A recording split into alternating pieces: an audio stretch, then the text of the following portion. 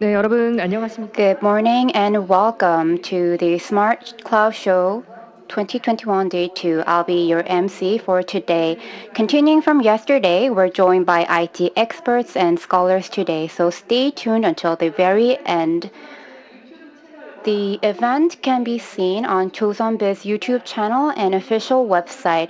We're providing both English and Korean channels, so feel free to choose the preferred language channel. Also, on the live page, if you have any questions, you can post it on the live page, and the moderators will select some of the questions and relay them to the speakers. And on our homepage, we also have an e-booth ready to introduce you promising Korean companies. You can collect stamps on e-booth to earn various prizes, so feel free to participate. If you look at the bottom of the screen, you can find the instructions for participation. Also, if you post a photo of the live streamed event on social media, you get a chance to win a lucky draw, so feel free to participate in this event as well. The theme for this year's Smart Cloud show is New Normal, New Tech, triggered by COVID-19. Now, let us begin the Day 2 of Smart Cloud Show 2021.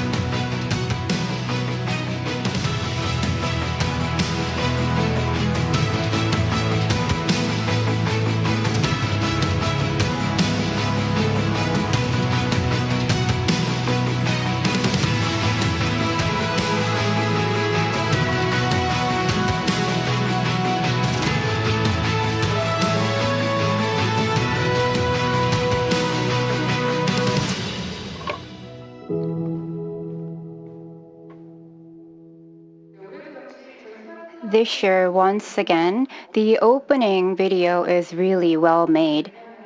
We have many contents and topics ready for today, and it was a preview of that. The first speaker for today is ready. He's our keynote speaker, Professor Stuart Russell. He's a professor of electrical engineering and computer sciences at UC Berkeley. The title of his presentation is Prospects for AI. Let's listen to his presentation.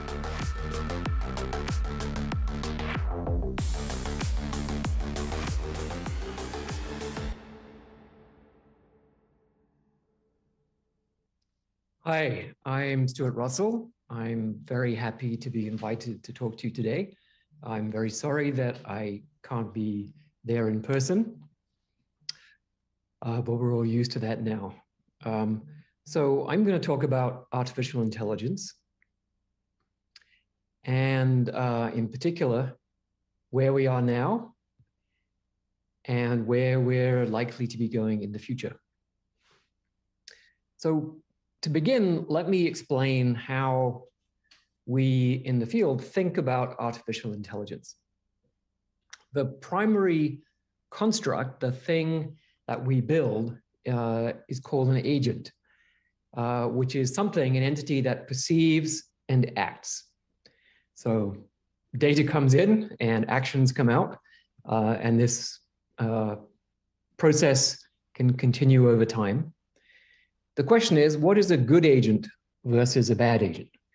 And for a long time, we've used this notion of rationality, a rational agent.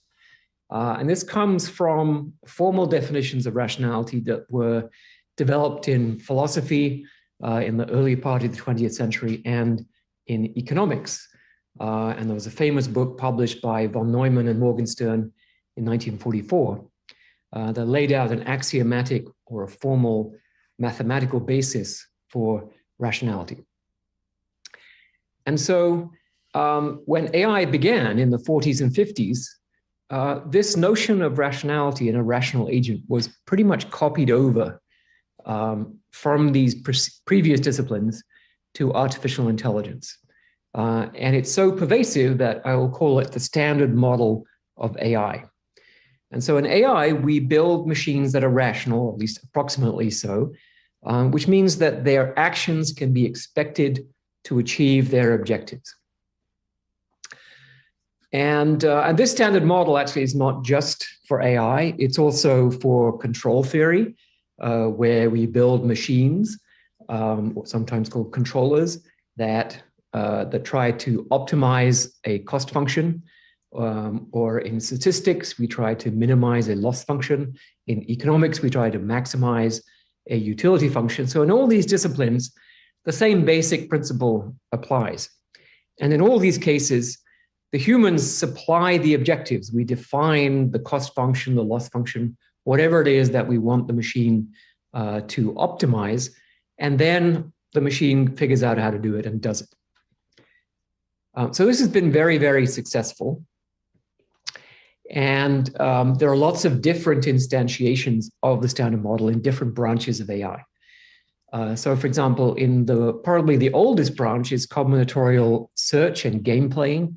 So for example, the algorithms that find efficient routes on maps, if you want to go to the airport, there's a search algorithm that is trying to optimize the cost of the route from where you are to the goal, which is the airport. So the objectives there consist of the cost function and the goal, the destination that you specify. In protein design, we search for proteins that meet some engineering goal or some therapeutic goal in medicine, searching through a vast space of possible proteins to find one that meets that objective.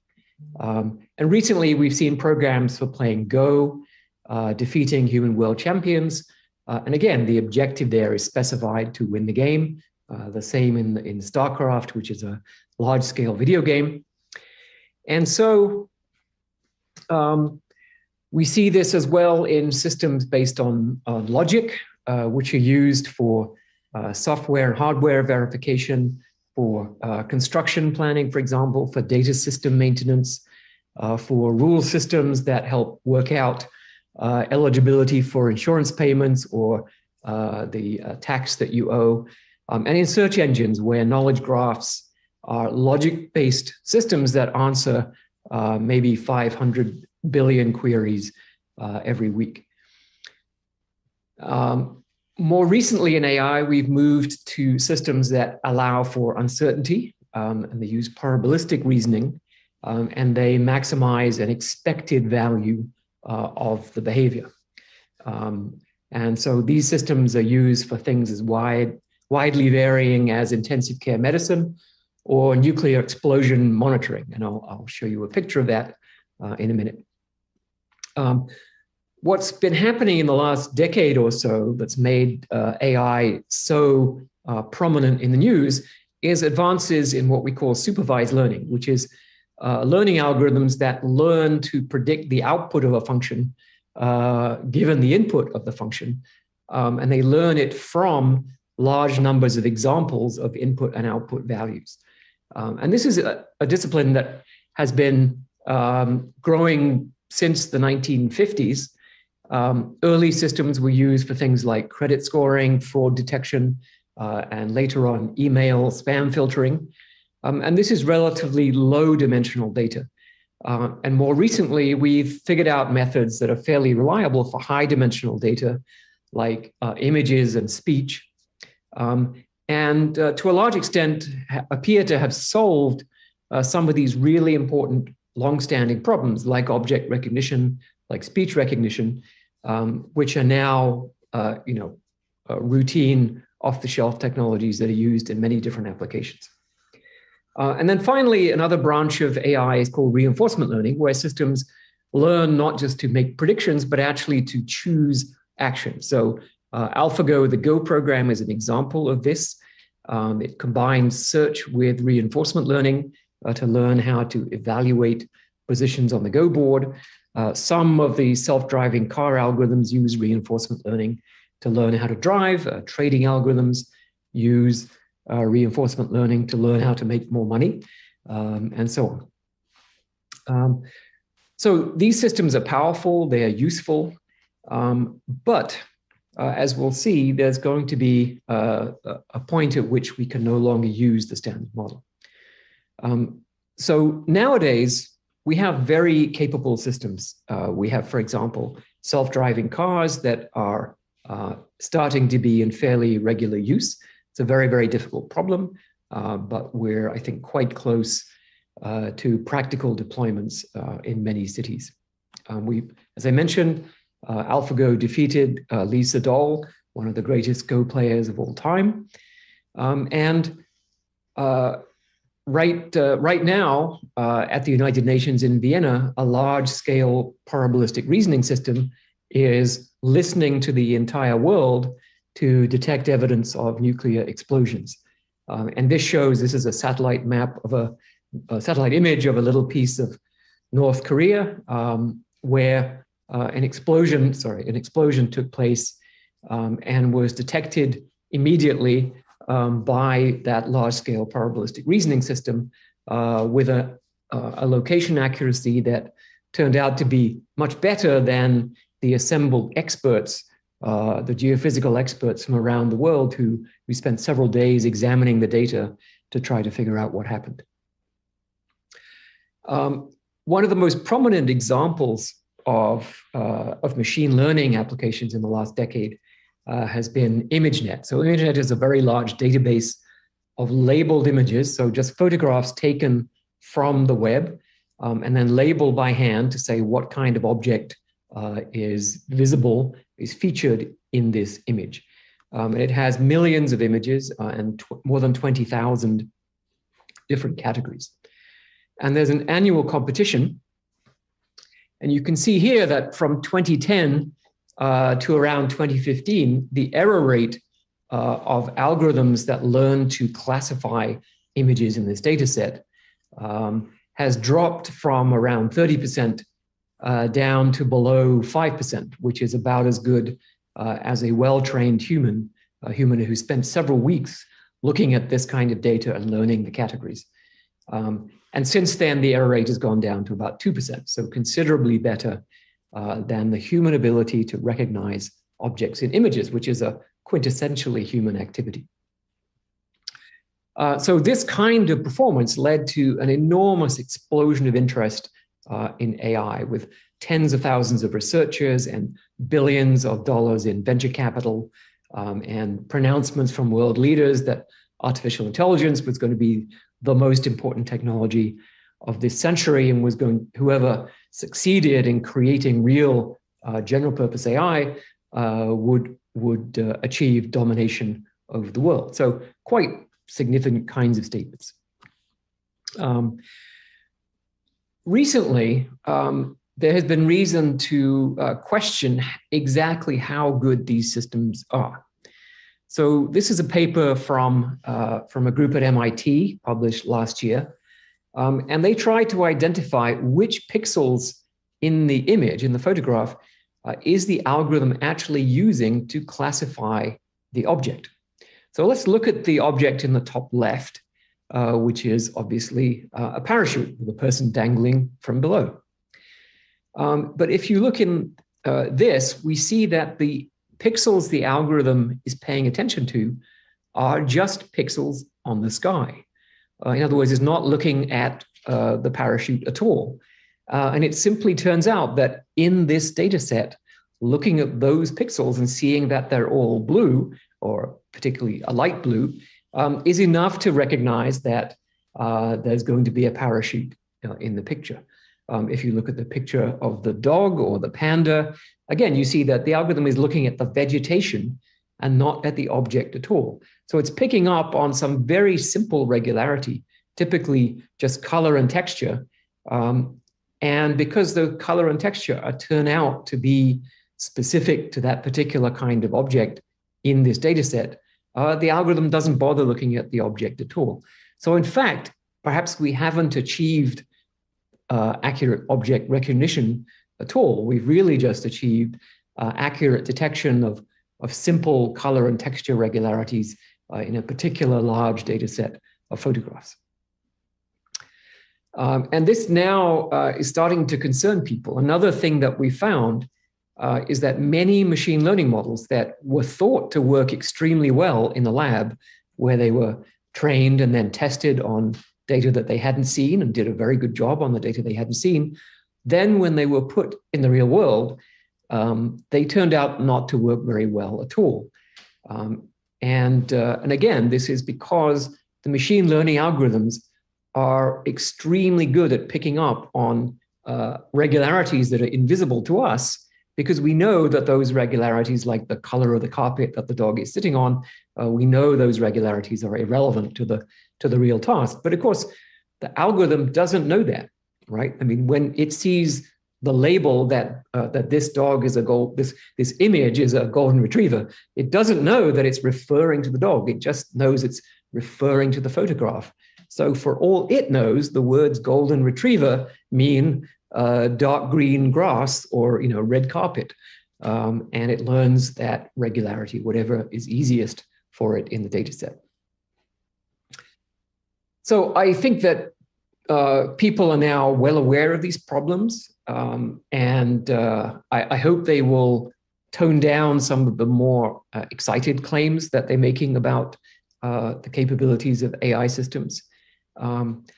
And I also predict, to some extent, a swinging of the pendulum away from these pure machine learning systems towards systems that are based more on knowledge and reasoning, on systems that have well-defined modular semantics that we can understand, analyze, and actually provide to the system. Because we humans, we know a great deal about the world, and we tell it to our children. That's a lot of how they learn. And we would like to be able to convey this knowledge to machines. We can only do that if those machines are capable of accepting knowledge in some symbolic form. So whatever the specific details of the technology, I think we're going to see in the coming decade significant progress in moving robots out of the factory into much less structured environments. Unfortunately, that includes war. We're going to see robots that can decide by themselves where to go and who to kill.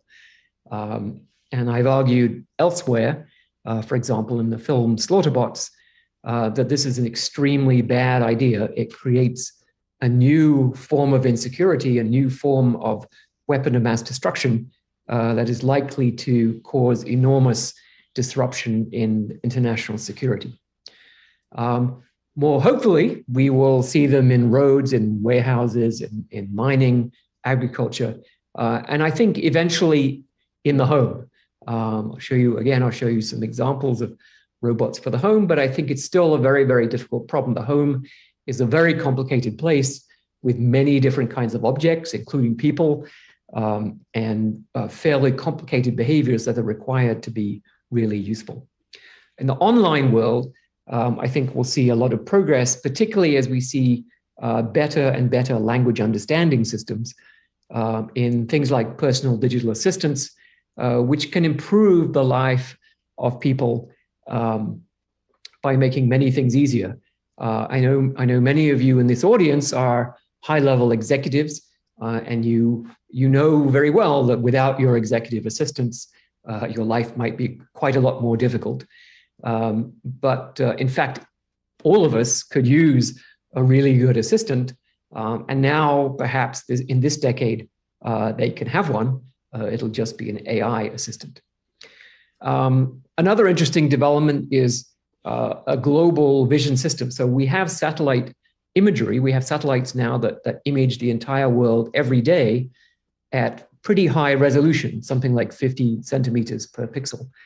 So we can see people from space. We can certainly see cars, animals, buildings, trees, and so on. So a global vision system can actually process all of that satellite imagery, something that would take about 30 million people working full-time to process, and then use the results of that processing to understand the state of the world in extremely fine detail, which is helpful for economic modeling, for city management, traffic, climate, shipping, for development, and dealing with fires and all kinds of other things that could be very useful if that global system were available 24/7.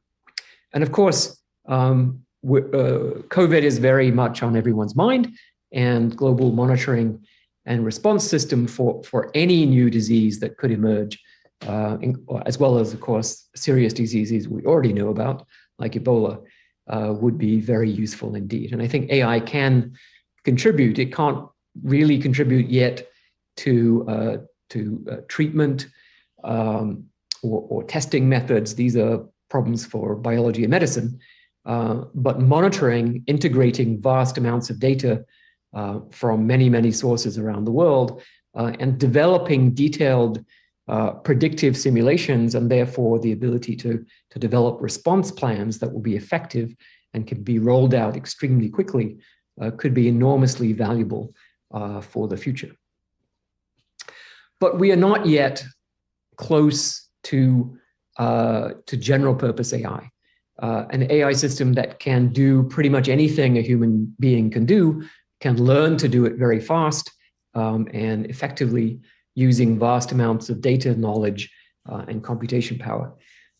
We don't really know how to do this yet. For example, we don't really know how to build systems that understand language at anything like the level that humans do. We don't really know how to provide knowledge to systems so that they can learn better. To give you an example, a child learns to recognize giraffes from one picture in a picture book. They don't need a million images, labeled images from a large data set. And you can't buy picture books for children with a million pictures of giraffes, because they just don't need that many. They need one, maybe two. And that's because the process of learning in humans is cumulative, and everything we've learned before allows us to learn much more quickly from new experiences. So there are several of these major gaps in our understanding of AI and how it works. And they all require conceptual breakthroughs. And these conceptual breakthroughs are extremely hard to predict. So people who say, oh, in 10 years' time, we'll have, another, millionfold increase in the computing power or in the size of our data sets, and that'll be enough to create general purpose human level AI. This simply isn't true. Getting a million times more computer power, at least it's a bit of a simplification, but it just means you get the wrong answer a million times more quickly, which is still very useful, but is not general purpose AI. Just to illustrate how unpredictable these kinds of breakthroughs are, we can look back at the last time we invented a kind of civilization-changing technology, which is nuclear energy. And for about 28 years, so from the development of special relativity around 1905 by Einstein until the early 1930s, the physics community was fairly sure, with some exceptions, that releasing the energy of the atom, they knew how much there was, but could they release it? No. And at a meeting in 1933 on September 11th, Lord Rutherford, who was the leading nuclear physicist of his time, was asked, in the next, even looking ahead 25 or 30 years, could we ever figure out a way to release the energy of the atom? And he said, anyone who looks for a source of power in the transformation of the atoms is talking moonshine. In other words, he says it's impossible. And Leo Szilard read a report of this speech the next morning in the Times newspaper, and went for a walk and invented the neutron-induced nuclear chain reaction. which of course is the basis for nuclear energy and nuclear weapons. So it went from impossible to essentially the main idea solving the problem in less than 24 hours. So it's very, very difficult to predict these kinds of breakthroughs. I think we need several breakthroughs, so it's very, very unlikely they're all going to happen tomorrow. But it's very hard to say when they are going to happen. So given that, I think it's prudent for us to assume that eventually AI systems will make better decisions than humans in the real world across pretty much all areas where the human mind can be effective. And this has enormous positive benefits for humanity. And I think this is very important to remember, right? Our intelligence creates our civilization. And so having access to much more intelligence would produce an enormous increase in the capabilities of what our civilization can do. Now, we could talk about science fiction ideas like, extending human life or developing faster than light travel, but actually just being able to do what we already know how to do, but to do it quickly, efficiently, with no requirement for expensive human involvement in the process, would turn everything that we know how to do into a service. So I call this everything as a service, not a new phrase, but I really mean pretty much everything. Building a school, just like as now, if I want to travel around the world, that used to be almost impossible. It would take years and years, be incredibly dangerous, very, very expensive, probably fatal. Now I take out my cell phone and I go tap, tap, tap, tap, tap, and I can be across the other side of the world tomorrow for almost no cost relative to how expensive things used to be. And now imagine being able to do that for more or less anything. I want to run a conference, fine, tap, tap, tap. The conference is organized. Our village needs a new school or hospital or a road to the nearest city.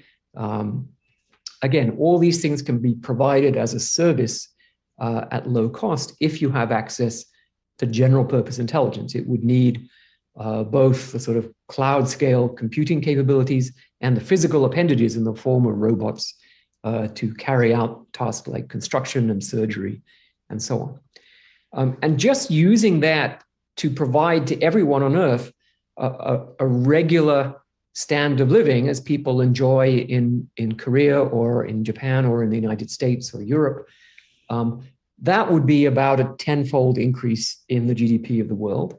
And if you calculate the net present value, that's how economists sort of turn an income stream into a cash amount. So the cash value of that prize would be about $13,500 trillion or 13 quadrillion dollars. And that, in very simple, crude terms, represents a huge magnetic attraction in the future that is drawing us forward and creating this unstoppable momentum. The amounts we're investing now seem large compared to historical investments in AI, but they are tiny compared to the potential prize for general purpose AI. Now, one consequence that people worry about is the effect on employment. And so here I've shown a little graph from my book, Human Compatible, where I've tried to explain why the effect on employment from technology is actually ambiguous. Sometimes it makes things better. We employ more people, sometimes worse. So here on the horizontal axis, I've imagined that we're developing the technology of house painting. And the x-axis represents the width of the brush for painting the house. And the y-axis is the number of house painters who would be employed. So when the brush is very, very tiny, a single hair or a few hairs, a tiny little squirrel hair brush, it's so expensive to paint houses that nobody gets their house painted. After maybe it gets to 1 millimeter wide, then perhaps only the very rich, the royalty, heads of government get their houses painted. As it goes up to 1 centimeter, perhaps in ordinary rich people. And then by the time it gets to normal paintbrushes, everyone, or even rollers maybe, everyone can get their house painted. And you employ very, very large numbers of house painters. But then as you start to go to very powerful spray guns, and maybe start to employ robots, larger and larger teams of robots who require less and less supervision, it's equivalent to having a paintbrush that's 100 meters wide, and a team of robots can paint your house in 10 minutes at very low cost. But that doesn't mean you're going to get your house painted every week. And so because demand saturates, the number of house painters employed would then decrease. So this curve, called an inverted U curve, actually has been seen in many, many, many industries. You see this in shipbuilding, you see this in car manufacturing, and it's a consequence of, first of all, demand increasing as price goes down, and then demand saturating. And as technology continues to improve productivity with saturated demand, you then see a drop in employment. And effectively, with general purpose AI, every industry is going to go through this curve. And eventually, almost everything that we think of as work today, routine, mental, and physical labor, is going to be automated. Another consequence of general purpose AI, we can look to Alan Turing, who gave a speech about this in 1951. He said, "It seems probable that once the machine thinking method had started, it would not take long to outstrip our feeble powers. At some stage, therefore, we should have to expect the machines to take control."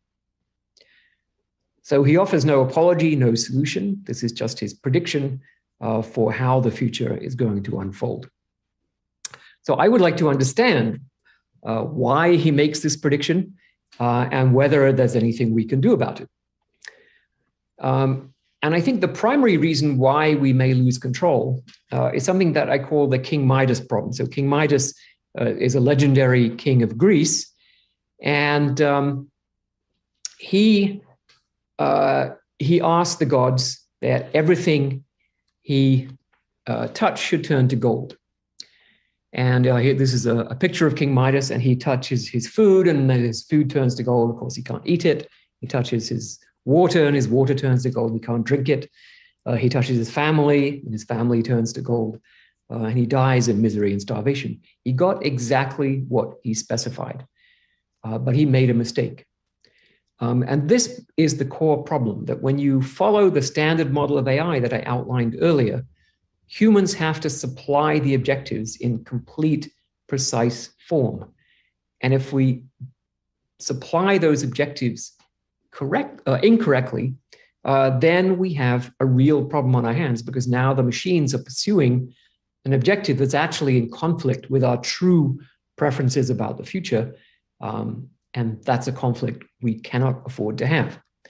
So this legend, this kind of legend, exists in many different cultures. So another good example is the sorcerer's apprentice, who specifies that the broom should fetch water, but he doesn't say how much and when to stop.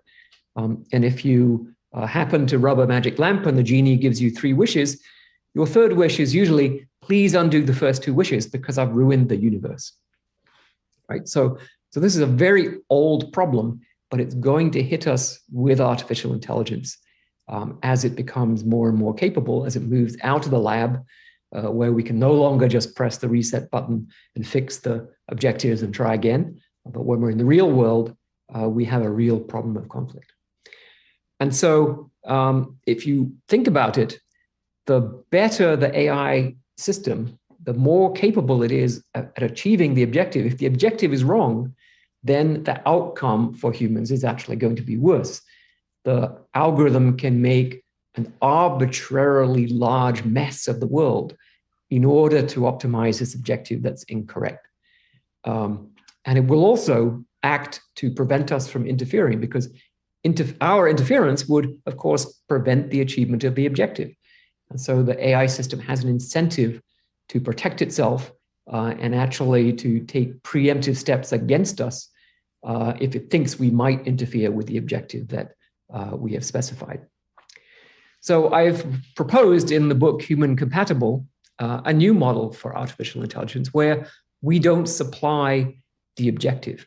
We are humans and we do have our preferences about the future, and the machine's job is to try to satisfy those preferences. So that's the first two principles that I've outlined here. But the other principle is that the machine does not know what those preferences are. So it's explicitly uncertain about human preferences, about the objective. It knows that there may be things that we care about that we didn't yet tell it.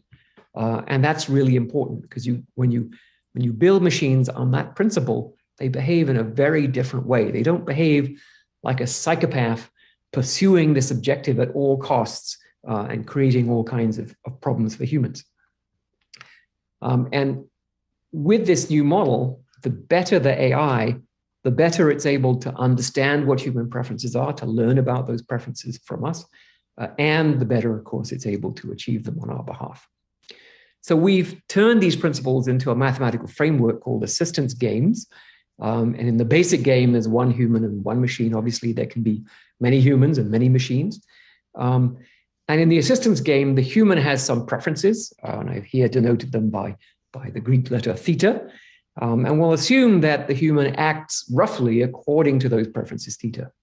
And then the robot's job is to maximize theta, but it knows that it doesn't know what theta is. It may have a prior belief, a probability distribution about what theta is, what the human preferences might be, but it's uncertain. And so when you set the game up this way, this becomes a mathematical problem, which the machine can solve its half of the problem. The human can also play their role. So the human actually is going to be incentivized to try to teach their preferences to the machine. And the machine can understand that teaching behavior as conveying information about preferences, but also just the day-to-day choices that humans make provide information about our preferences, assuming that we are at least somewhat rational in our behavior.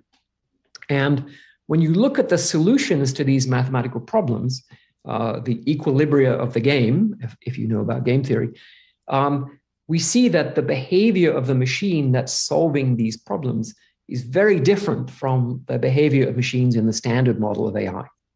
And in fact, we can show that such machines have non-negative value to humans. They are provably beneficial to us. We can prove that the machine will allow us to switch it off. It actually, if we want to switch it off, then it wants to be switched off because it doesn't want to do whatever it is that would cause us to want to switch it off in the first place. It will take steps to give power to us, even though it doesn't know what our preferences are. It will assume that at least approximately we will make use of additional actions that it can make available to us. And it will behave in a minimally invasive way, meaning it will, as it's trying to act on our behalf, it will avoid changing parts of the world whose value is unknown.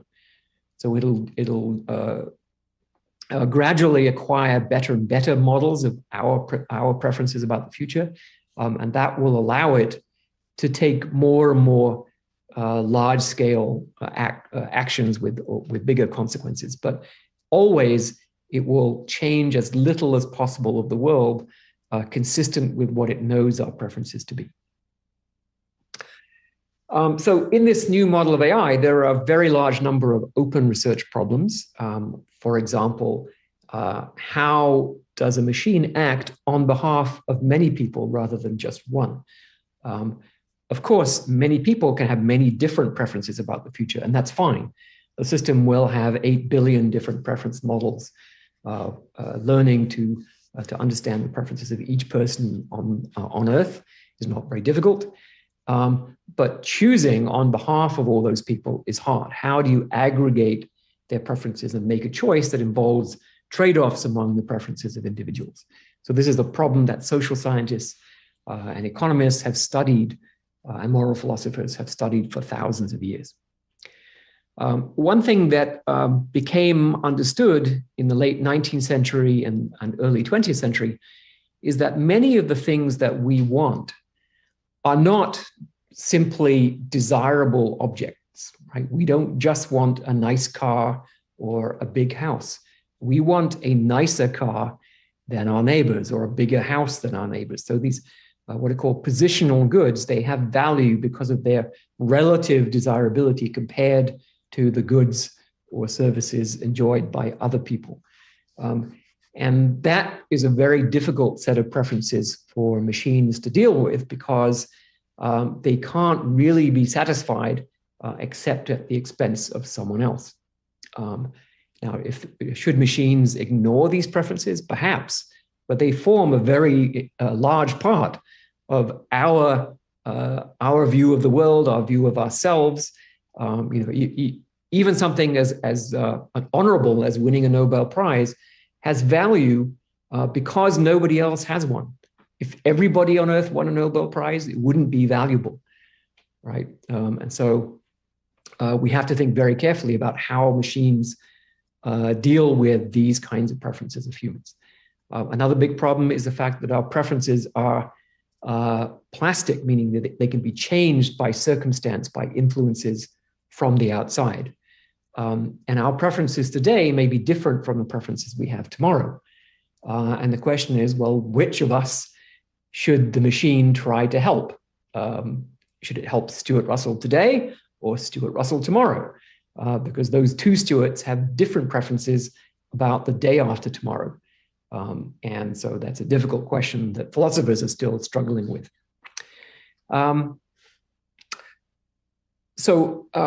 The organizers asked me to talk briefly about where Korea stands in artificial intelligence currently and potentially in the future. So when we look at Korea, I mean, I'm not an expert, but looking at Korea from the outside and reading about the country and knowing some of the scientists from there, Korea is in an excellent position to take advantage of this technology and to take it further. It already has very advanced manufacturing capabilities. It has a very well-educated population. It has an active venture capital sector, still fairly small, I think, but growing fast. And it certainly has a government that understands the value of taking an active role in guiding the evolution of the Korean economy in directions that are likely to be valuable, not just now, but in 10 or 20 years in the future, which is extremely important in this area. So these are all very good characteristics of Korea that I think will make its adoption and development of AI effective. There is a so-called global AI index, which is compiled by an organization called Tortoise Media in the UK. And according to this index, at least South Korea is in 5th position among all the countries in the world, so ahead of countries like Israel and Germany and France. And I think that's a reasonable assessment of where things stand. And we've seen examples of this recently. For example, DARPA, the Defense Advanced Research Projects Agency in the US, has run a robotics challenge for robots to autonomously navigate around buildings and into buildings and perform various tasks that might be needed in an emergency. And the last challenge, the KAIST robot called DRC Hubo actually won the challenge. So this is a very impressive result, given that there are dozens and dozens of very well-funded groups from the US, from Europe, and elsewhere in the world. And I would say this has been for a long time been a strength of Korean AI and robotics is in humanoid robotics. And Samsung, for example, has the Bot Handy robot, which is under development. It's not exactly a humanoid, but it's designed to operate in the home and help people with domestic tasks. And I think this is an area that as the AI technology evolves, this will go from, at the moment, being both very expensive and very limited in capabilities to something that when we manufacture at scale, will be fairly cheap and much, much more useful than robots currently are in the home. But it requires, I think, much better language understanding to interact with humans, better planning capabilities, better manipulation and vision capabilities. Because, as I said, the home is a very complicated place. It has liquids, it has squishy solids, like mangoes and eggs and all kinds of complicated objects, as well as knives and forks and plates and so on. So that's for robots. Probably in the next decade, I think software directions will have much higher value because they're just easier to do. And they can have very high value to society. For some of these, for example, individualized health management and intelligent tutoring, I believe that the technology will become capable of delivering extremely high value in both health and education. But there remain very significant obstacles in institutional adoption and in the economic incentive structure to develop these kinds of technologies and use them at scale. As language capabilities improve, I think we'll start to see assistant type software operating not just on the personal cell phone, but in a commercial context, answering questions from customers, managing problems that arise in manufacturing and distribution, acting as an intermediary between people who are out in the field and so on and so forth, and managing projects. And also in content generation, this could be entertainment content, it could be writing software, for example, which is currently very expensive. These are all areas of high value that could be developed in Korea.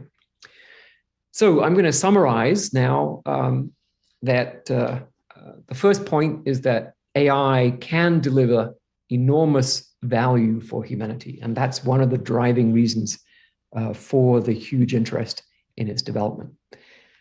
But it may eventually overtake human abilities in a broad sense, which is part of its ability to deliver value, but also creates this risk of loss of control that we currently enjoy over our machines. And I've argued that by reforming, reconsidering the model of AI that we work on, to replace the standard model with a new model based in particular on uncertainty about objectives and this coupling between humans and machines so that the necessary preference information can flow over time, that we can develop AI systems that are provably beneficial, that provably remain under our control. And that's the type of AI that we actually want to develop. So we're not out of the woods. There are two other really important problems besides the control problem that we have to solve. One is that Dr. Evil and his friends will not want to use safe, beneficial AI. They will probably try to create and deploy AI systems that are unsafe, that are pursuing some evil objective that they would like to bring about. And in the process, they lose control over that AI system with consequences for all of us. A second problem is what we might call overuse, not misuse, but overuse, where AI systems take over so much of our day-to-day running of civilization that humans no longer have the incentive to know how to do it. And this was illustrated in the movie Wall-E very well. And as a result, humans become enfeebled and in Wall-E really infantilized and unable to run their own civilization. And again, this is a very undesirable future, but it's a future that we can only avoid, I think, through a concerted cultural effort, because this is not a future that we want, but it's a future we could slide into. And with that, I will say thank you very much for your attention, and hope to see you all next year. Goodbye. Thank you very much for the wonderful keynote speech. To communicate with the audience, I also accessed the YouTube channel, and I was able to see many audience with us. Please post photos of you watching and joining the SMARTCLOUD Show 2021, and we will select some winners for prizes. Now we will begin with session 4. Let me introduce the first speaker, Dr. Kim Dongwook, head of the DTX Center at LG, will talk about personalizing the customer experience with self-learning products. The floor is yours.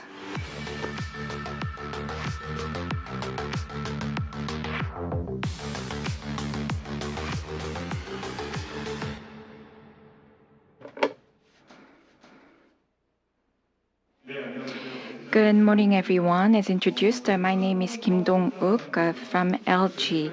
I'm head of the DTX Center, the platform center, and it's titled Think Q, to connect people with a wide range of offerings that LG provides. And we look beyond the present to provide products for the customers, to provide personalized experience and products for our customers. That has been our goal for a very long time, and we are still on the journey, and we would like to invite you on our journey. Since the establishment of Gold Star back in 1958, we started the local business in 1959 with the launch of radio, and we were able to become one of the leading companies in Korea with many products. And for the past 3-4 years, we have expanded our portfolio to walk into everything, not only inside the households, but also inside cars and robots as well.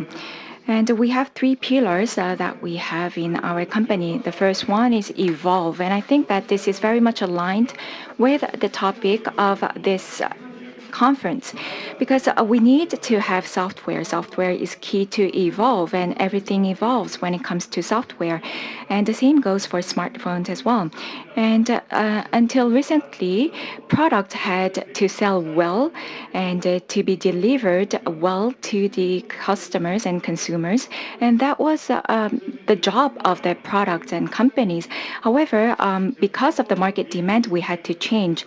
Of course, we deliver the product well to the customers. However, that begins another journey. We have to understand the customers' complaints on the website on a daily basis, and that's a challenge. So I recently joined LG. I used to work in a different business, and I think that the two industries that I experienced are very different. And my task now is to come with the solution to address anything, the demand of the customers. And of course, these products are used frequently on a daily basis. So it's not just once, it's used many different times on a single day.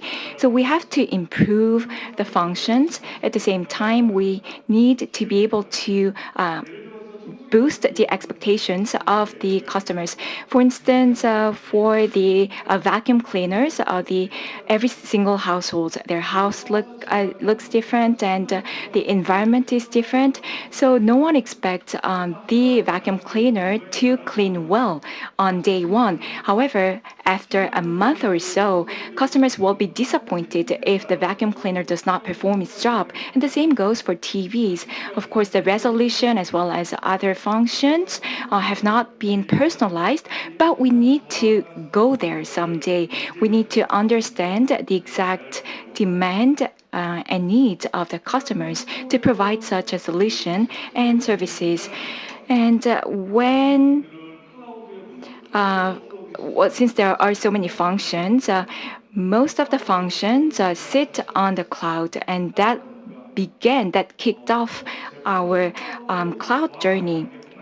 And of course, we also need to connect the products and the products to people. We provide different functions. And sometimes we get to think, will this create value for the customers? But for the common areas in the apartments as well as the houses and the cars, once we start connecting all these dots, then it makes sense. And it will bring change. Now, for open, we have two different pillars. And until recently, we were afraid to open our platform. And then at the same time, we feared becoming a hardware company. We had to find a touch point that could connect product with the customers, because other companies are now creating value in terms of software for their consumers and customers. So that's what drove us to open our platform. So we started to open platform for businesses that would not be affected too much by the openness, but now we have recently changed our mindset. So no matter how well designed the products are, how well delivered the products are, the customers will not use just one single interface when they're in their homes, office, or cars, or when they're at their desk or sofas. They will use different interfaces.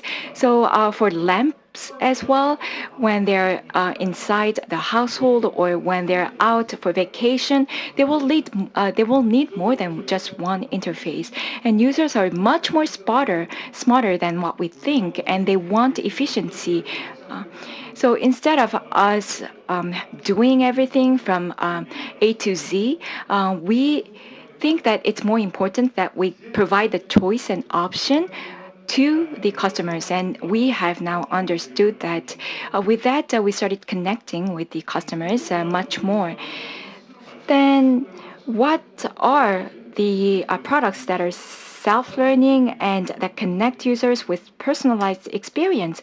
We need two pillars to achieve that goal. First, we need the main functions and the interface. Of course, we have so many different functions. Stand by me. You can actually watch TV on your bed lying down, and it may not be look so different from the outside. However, it changes your lifestyle. And first, of course, the image quality matters the most. That's the top quality. And this has been subject to our research and development for a very long time. And we have been evolving in this area for over 2 decades. And now it has paid off in terms of image quality. And we are trying to upscale the image quality, as I said. And as I mentioned, what about the vacuum cleaners? Day one, it's okay that it fails to avoid collisions and so forth, but after a month, it needs to be able to avoid collisions with obstacles. So AI is such an important topic. And I'm sure that you remember Fudge. Fudge washing machine was actually developed during Gold Star era. And of course, we want to do a great job here. Then to what level do we need to advance the technology? And it's the little things that bring great change and transformation.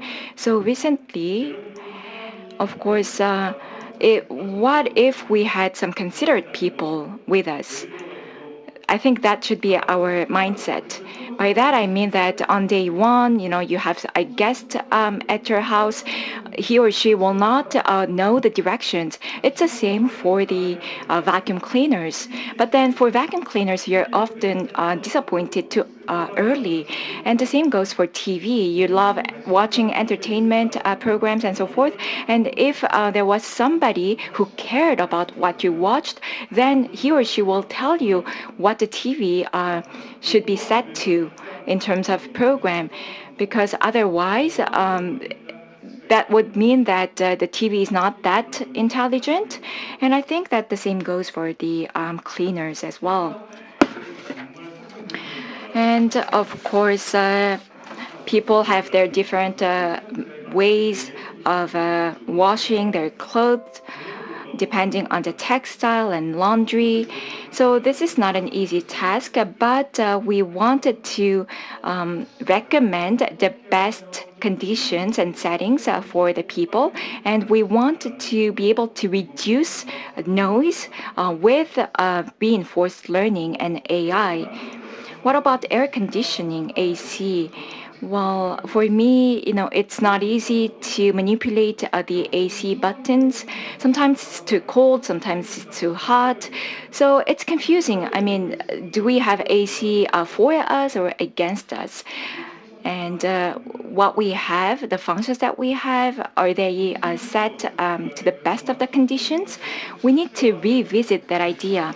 So how well designed will the functions be, and how much will they improve? So on day one, they can sometimes be confused. That's okay, but then they need to get better. They need to improve. Maybe this is what we ask of our customers. Of course, it's not this much. I'm exaggerating here, but I think we are asking our customers to do too much. I mean, this is supposed to be AI, and why is this giving me such a hard time? So let's say that I recently bought this microwave, and we have four buttons and just one rounding button. But then now it's not that tough. It may not look that tough. However, we were able to identify that customers were not using too many, all of the functions. And then the reason was that they were not able to read all the small details about how to use this microwave, the instructions. So what they need to know first on day one is to understand the functions, and that's our job. We need to inform our customers. Of course, on the outside, the design is simple, it's very sleek, but we could do better. We can do better in terms of giving more instructions and educating our customers. Now, moving on to this microwave oven. Since we have many apps that we can use, people can actually rely on these different applications to cook. But there are some complex features that people cannot manipulate and use. Then let's say that you want to have a fried dumpling, but you want to enjoy it to the fullest. Then what can you do? Before, the interface was closed, so it was not open to the public, and people were not able to read all the different recipes or find out about all the different functions. The same went for ramyeon as well. But now with just one direction, you can easily cook and enjoy great meals. Now, what about this one? When we had first inserted our command function on the TV, many people were like, why? We already have different applications. But now we understand that we need to provide the most easy to use function for our customers. So let's say that you have the remote control in your hand, but then do you think that customers will still use voice command? No, but if they lost their remote control, then they will rely on the voice command. So they will find and access the easiest function at hand. Then how can we achieve that? First was AI. A few years back, Google, Amazon, and Naver, and Kakao all launched these types of AI. But then, back then, understanding people's voice was equivalent to AI function. However, we need to get better. We need to do more. So let's say the user says, "Hi LG, did you clean up today?" Thank you. No, not yet. Then what time do you plan to clean up? Okay, I will do so. By when will you get home? 7. So we are focusing on the left, not on the right, not on the conversation, but on the map behind. So the architecture. So of course, the fact that we can actually converse with the machine means that the users have expectations on the machine because the user expects the AI to have cleaned up in this case. But back then, a few years back, well, that type of expectation was too high. It seemed out of reach. However, our situation changed. And as I mentioned, product and IT development are two different worlds. We have to have a long-term vision, and we do suffer many recalls. For software, we can update the next day, unless it's critical. So agile, you address and respond in an agile manner. So that's easy. However, how are we going to improve this in the long term? That's the problem. First, we have vision pack. So, for instance, providing power, supplying power, or installing a camera, and the minimum interface should be what we can do. And for the remainder, then we have the embedded cameras and the software for the cloud. So we have two different worlds. And unless we separate the two different worlds, the users will feel inconvenient. And otherwise, we have to constantly keep updating the software and hardware, and that will cause inconvenience and burden to the customers. So that cannot work. So the evolution of software is not enough. We need to do more at the back end of the product. And for the product, of course, once we developed the product, we delivered the product, and that was it. Our job was done. However, that's no longer the case. Now we have to make sure that it's installed safely. And for some households, it works well. For others, it doesn't because of the surroundings. Then what we can do, we need to have a common platform. We need to have a basis that can work for every single household. Let's say that our washing machine is not working well in Busan. If we can identify what caused that default or that problem, then we can get better. And before customers complain about the product, we can identify at an early stage prior to the customers. And sometimes it can be an installation problem. Sometimes it can be the way the customer used it. Sometimes it can relate to the replacement cycle. So we have to have a view, a full picture of what's happening through the entire life cycle of the product. And with that, we can then address the customer's complaints better. Then what about the air purifier? What does it do? Does it purify the air in our home? Yes, well, that's a primary task. But then other than that, maybe it should take another step. It can take another mile forward. So what it can do, it can discuss and converse about the fine dust alert level and offer guideline to the customers. So be it inside the office or cloud or home or cars and so forth, it has to be connected. All the dots need to be connected. And data has been a buzzword for a word or two. So we need to understand data to be able to better understand our customers. So now let's look at this example 1. A consumer who has used an LG washing machine for over a year but has no history of use within the past month and does not show any action for a week after inquiring the customer center or browsing washing machine on the website, then what do we need to do? What action do we need to take? This person will do something, whether purchase or whether shift to another company.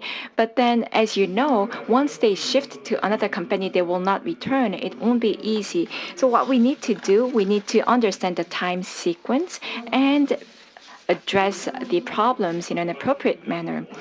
And as I mentioned, of course, the common functions that work across all households, that's safe. That's the easy part. But what about other functions? Let's say the infrastructure resources and the task, the workforce. Do we need all that to develop one single function? No, we cannot. We have no luxury to do so. So we have to be wise about this, about decision making, about making decisions for our business. So we can rely on cloud and sit the resources here, which can make it much more efficient. And regression and logistic regression can provide us explanation for many different instances, but not deep learning model. And even if you were to use AI, well, you want to be sure that what you know is what everybody else knows. But then now we have a number of service algorithms. And this is one of the challenges that we face, which is the challenge to execution. So I ran through my presentation because I didn't have much style, but now software defines hardware, and that's the age that we live in. So thank you very much for your time. Thank you. Yes, thank you very much for the presentation, Dr. Kim. While listening to your presentation, I was reminded of my LG TV because the voice recognition is quite good, solid. So I use voice recognition when I lose my remote control. So I was reminded of my own personal story.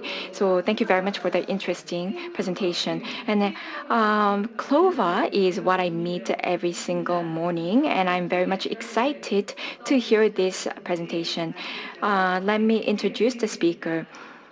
Executive Officer Nako at Naver CLOVA AI will talk about the expectations, reality, and future of Super AI. The floor is yours. Please welcome Mr. Song up to the stage. Please give him a big hand.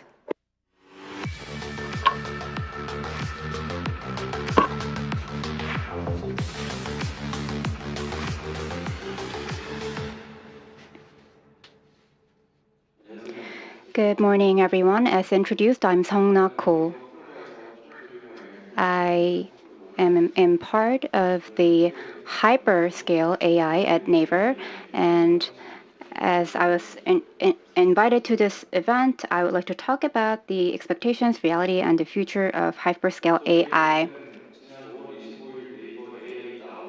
We held an AI Now event on May 21st to introduce the CLOVA.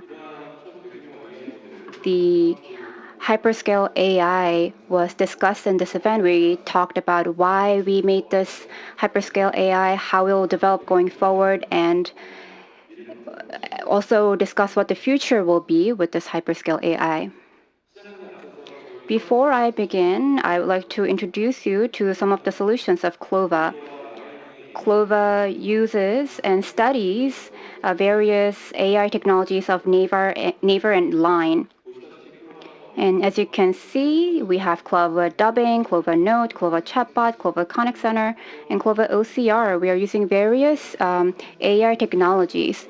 The CLOVA devices, the lamp on the right side, uses CLOVA OCR technology. So it reads you a book. So it's a speaker which can transform our daily life. So it shows a little bit about what the future can be.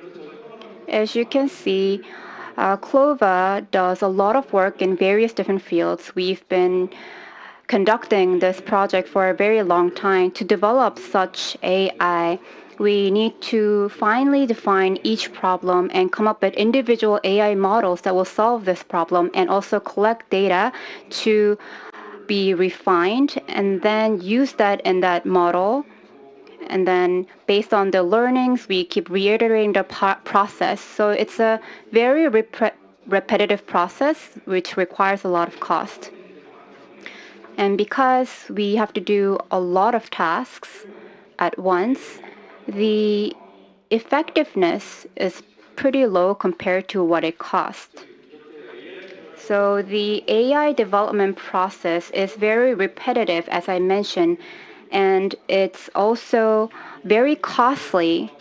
And it's really hard to burden that structure of high cost. That's why sometimes we cannot secure enough data, which leads to insufficient AI models.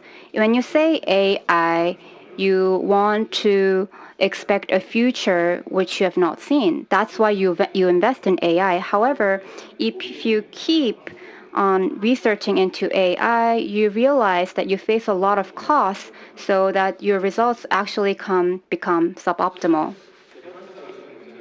The developers say that AI is an area where it's really hard to find a job because it's a really promising area, but to know that the works are not that sufficient and many times the results are not praised. So we develop AI and we do a lot of work related to AI, but my personal satisfaction in terms of my work is not that high. So we wanted to solve this problem.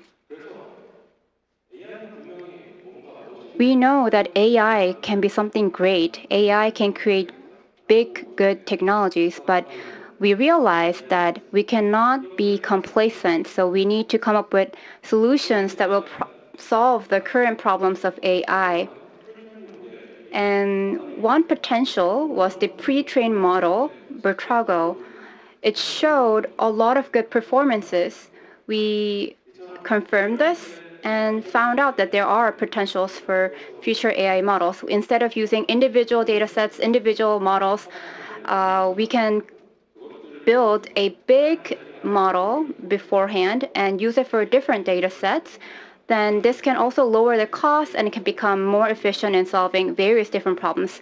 And we are in the process of checking its potential in various different areas.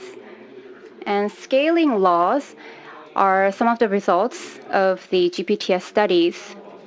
And it gives a lot of implications. When the paper was first published, a lot of people was not paying too much attention to the scaling laws, but now scaling laws is really important. If I may explain this a little bit, in order to develop an AI, the amount of computation, data, and model size is important.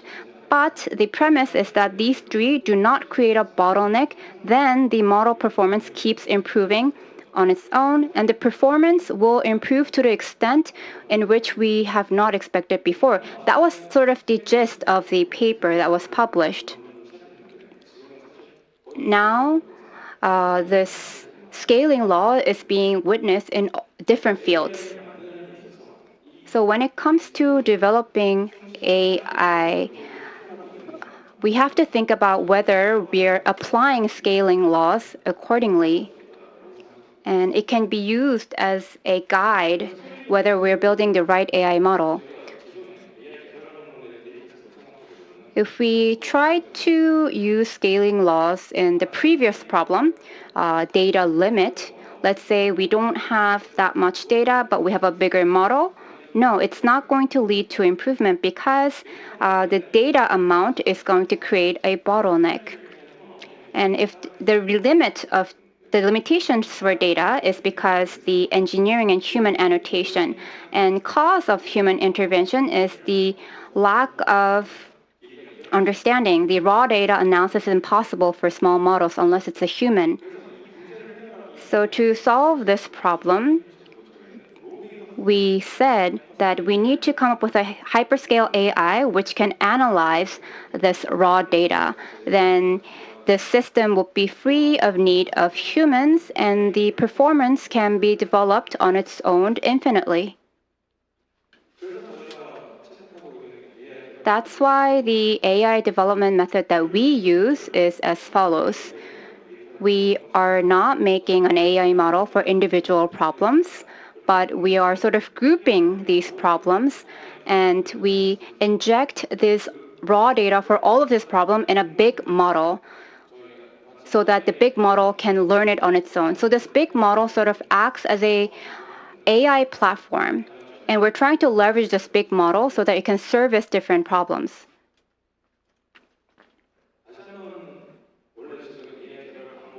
I talked about the limitations of AI development methodologies. Many IT companies have emerged in Korea, and many people are using the services of these IT companies. So all of these IT companies have a lot of data accumulated within their company. And in order for us to analyze those accumulated data, we need more engineers and more systems, which means we're not leveraging all data that we have. We call this dark data. So what kind of new value can we create using this dark data? We're not sure at the moment, but it's something that we cannot solve at this moment. So we wanted to solve this problem. Should we increase data labeling, more data scientists and AI engineers? And what will be the effects of doing so? We believe that's not enough to come up with a solution with high ROI. So that's why we thought that in order to solve this problem of the current limitations, we need to increase our investment and adopt hyperscale AI. So this would be the way to accelerate AI transformation. Scaling AI is something that we witness in various different fields. The models that we saw in 2015 up until to the model that we have today.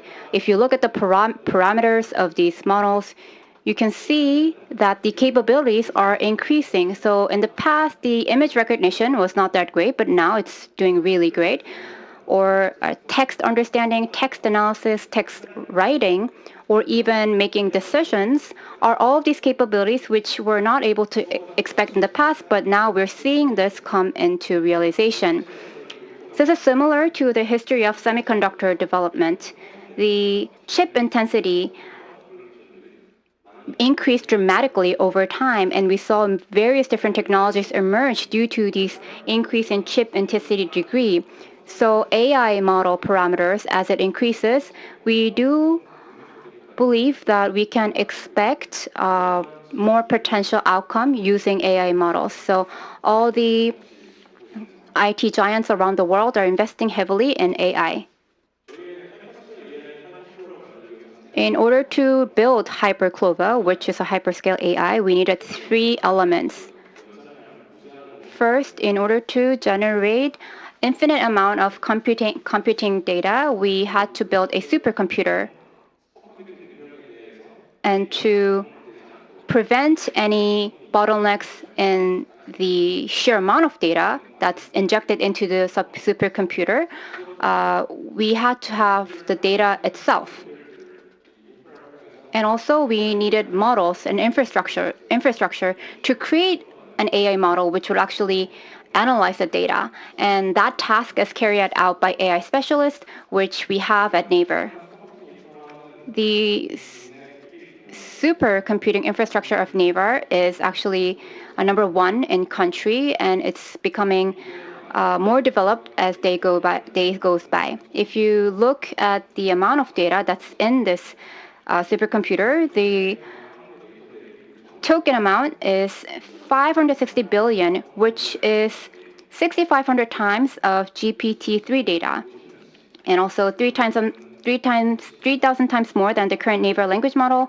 And it's actually news worth 50 years and Naver block data worth 9 years. In order to compare the performances of our AI, we started with smaller models, and the results have been submitted to EMNA Association. So you can go there and check our paper. So CLOVA, how can we utilize this to change the way we work? When we talk about the traditional way we develop AI, we had engineers who would come together and gather data. It would take about 1 month to maximum 3 months. But for hyperscale AI, because we already have a system that already learned a vast amount of data, we do not require a separate set of engineers. So this AI development pipeline is not used. We just have to input several tasks and we'll get the results. An example is like this. in order to analyze emotions, we need to do multiple things. But if you use CLOVA Studio, it would tell you this is a system that classifies emotions, and it will show you some samples. In CLOVA Studio, you can easily use the chatbot as well. Instead of creating learning data sets, if you just give the system one example sentence, it would generate a dialogue based on the sentence that you gave to the system. So for instance, if you use our Naver speaker that we launched today, it's not possible to engage in this conversation, which is powered by CLOVA. CLOVA can read between sentences and read the context and actually know what kind of emotion that the speaker has. So CLOVA can speak with emotional context. And this was actually not possible with the current AI, and it was not shown in many of the sci-fi movies. Maybe this was due to the lack of our imagination in the past. So as I just mentioned, CLOVA was very heavily analyzing data and languages, so we expected it to be really good in writing as well. But when we saw the results, we were quite disappointed. But the recommendation that it gave was pretty great. It was pretty nice. So when the system gave the recommendation, a written text, then it would get accepted by 99% rate. So the model sort of detects how you can use a certain word or sentence in a certain context. So using CLOVA would allow you to do things that you would not have done in the past. But what are the things that you already do today and can improve them in the future? To develop data, currently you would have to ask a person to develop the data. We tried to ask if CLOVA could do this, and it could. CLOVA can actually replace the task of data labeling that humans would do. When humans had to data label, it would take days, but CLOVA would do it instantly. Another result that we saw, which was unexpected, was the following. We never trained it to translate, but CLOVA actually translated sentences. The left is the original text, and the right is the translation of CLOVA, and the third and fourth column is the translation of the current system translation that we have today. The CLOVA actually studied and learned the data that we injected into the system, and it automatically translated songs. But it did not just translate the text of the song, but it kept the tone and the structure of the song when it was translating the lyrics. So the outcome and the results of hyperscale AI is quite surprising, but there still are some challenges. The GPT-3 architecture, which is used in hyperscale AI, has limitation in terms of its token length, which is 2048, and it also has limitations in its layer depth, which means it has insufficient short-term memory. It cannot analyze long documents. If it does, it has to go back and reanalyze certain areas. So there are some loss that occurs there. Also, it can only answer instantaneously. It does not think for a long time. So it cannot think for a long time or record at the moment. That's the two limitations that we have today. And the academia already found potential solutions for this, which is being tested. So I think in a few years, we'll actually solve these problems that I just mentioned. So hyperscale AI is showing capabilities which we have not actually imagined and expected. So it's really important to use this in the right way. But the standards that we applied for AI so far was only for a classification, and it was focused on fairness and justness. But the new AI system, I don't think we can apply the existing standards. It's not enough. So that's why we collaborated with Seoul National University's AI program to come up with a Naver ethics rule. I told you that work are in progress. The performance is over our expectations, but it's not perfect. Maybe we need to increase more model size, and a lot of studies are being shown in the academia as well. So it's a big AI model, but we're not going to fine-tune the entire model. We're going to do it partially because that's more effective compared to its cost. So we are applying partial fine-tuning at the moment, and we do believe that this is going to be effective enough. So what can we do using HyperCLOVA was what I discussed in my presentation today, but I would like to talk about the future as well. One area that we need to focus is the language area. All of the data that we see online includes images. And all of these images have not been learned by HyperCLOVA yet. So in the future, the AI system should not just analyze the text, but also the images or pictures that are next to these texts online. And YouTube and in other platforms, we are seeing many new knowledge and information being uploaded. So HyperCLOVA should be able to analyze this as well going forward. I have 3 pictures on the right side of the screen. And we have the results of an AI which produced DALL-E pictures. And you can see it's very sophisticated. You cannot tell whether it's been drawn by a human or made by a machine. And as I just mentioned, this was the result of an AI which merged various different capabilities that's not being used in AI just yet.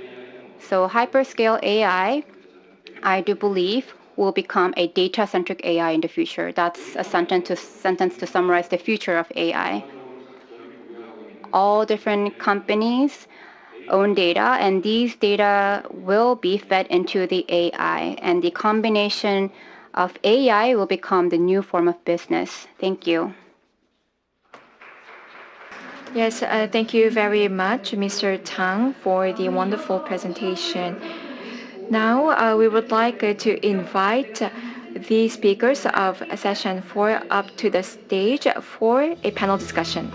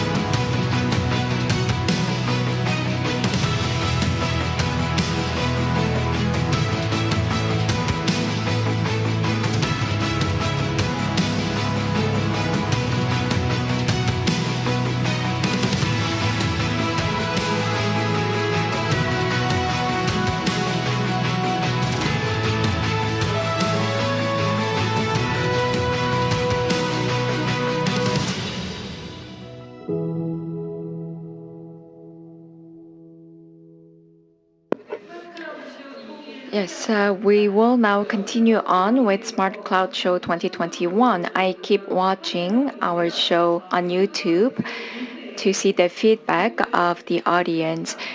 And let me remind you that when you click the title of the show, then you can participate in the event, and you can also upload your photos that you're watching and being with us on SmartCloud Show 2021 on Instagram and Facebook to win a prize. Then with that, we would like to move on to the panel discussion.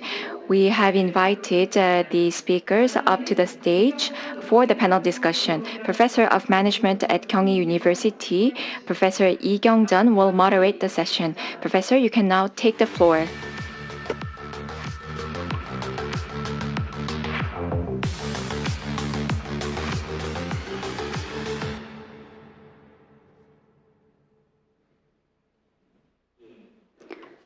Hello, nice to meet you all.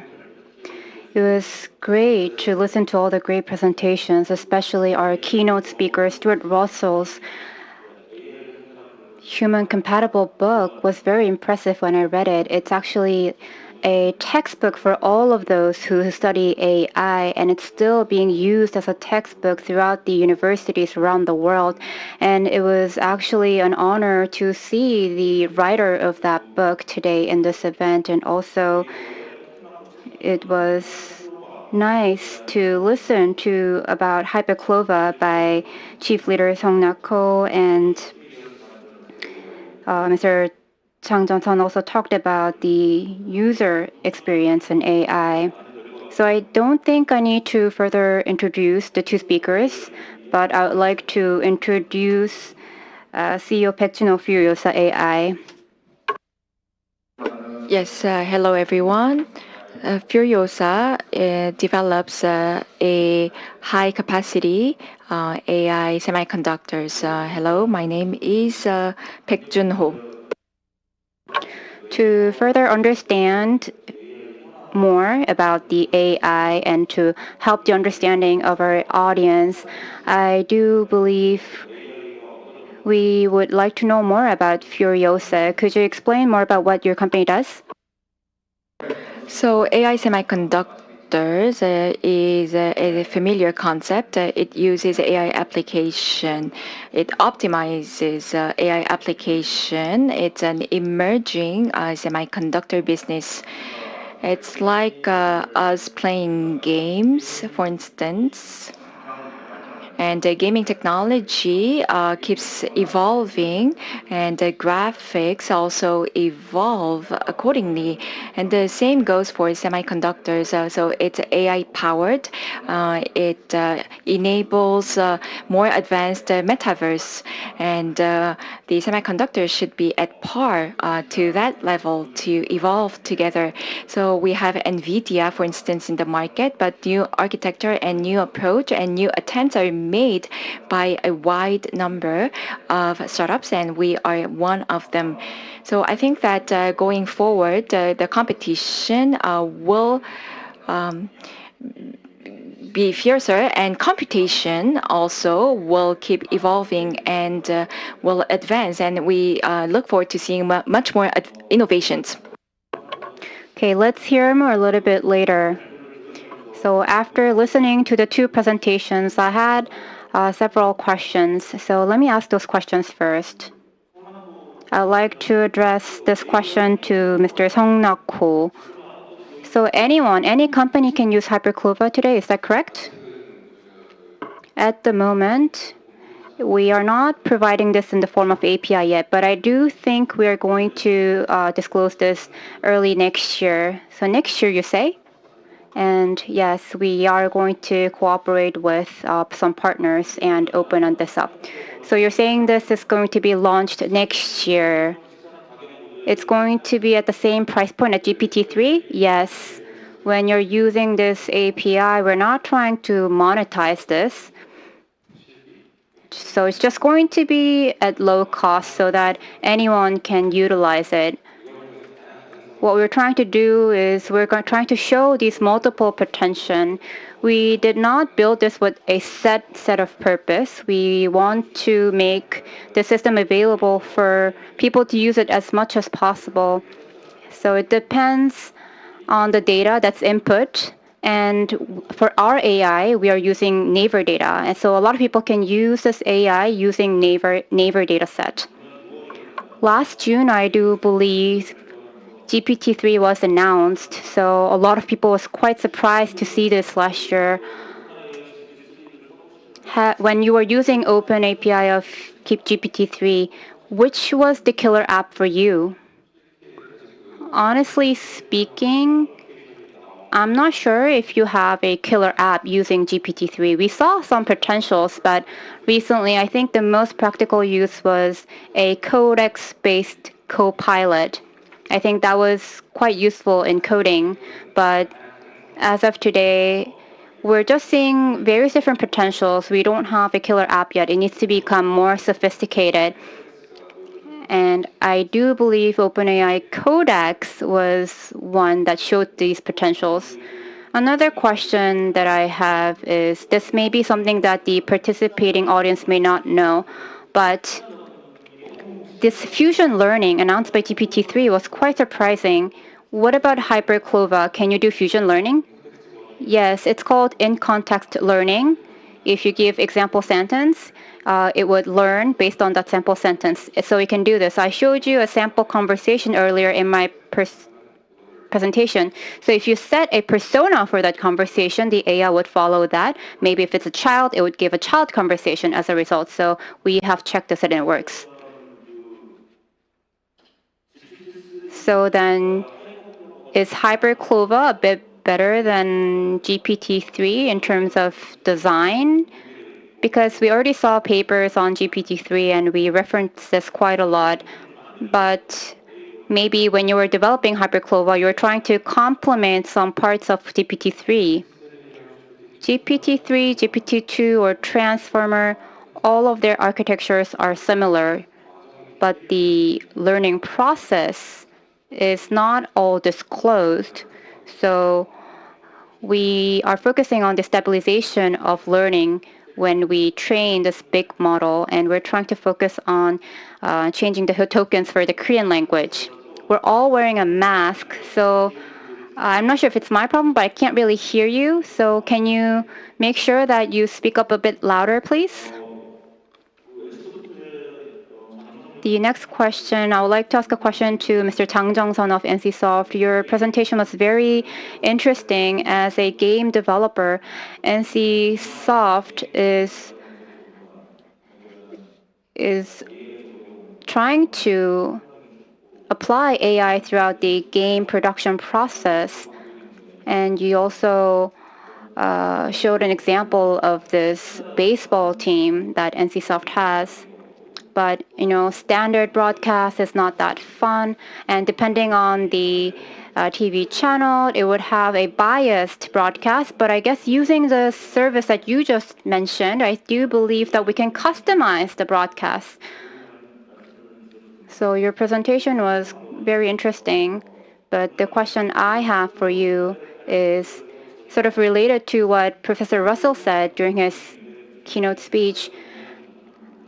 I agreed to Professor Russell 95%, but 5% he was really negative about this negative outcome. That was the point that I did not agree to. What do you think? The way you work in NCSoft, did it change due to AI, maybe your business organization? So the way of working, has that changed due to AI?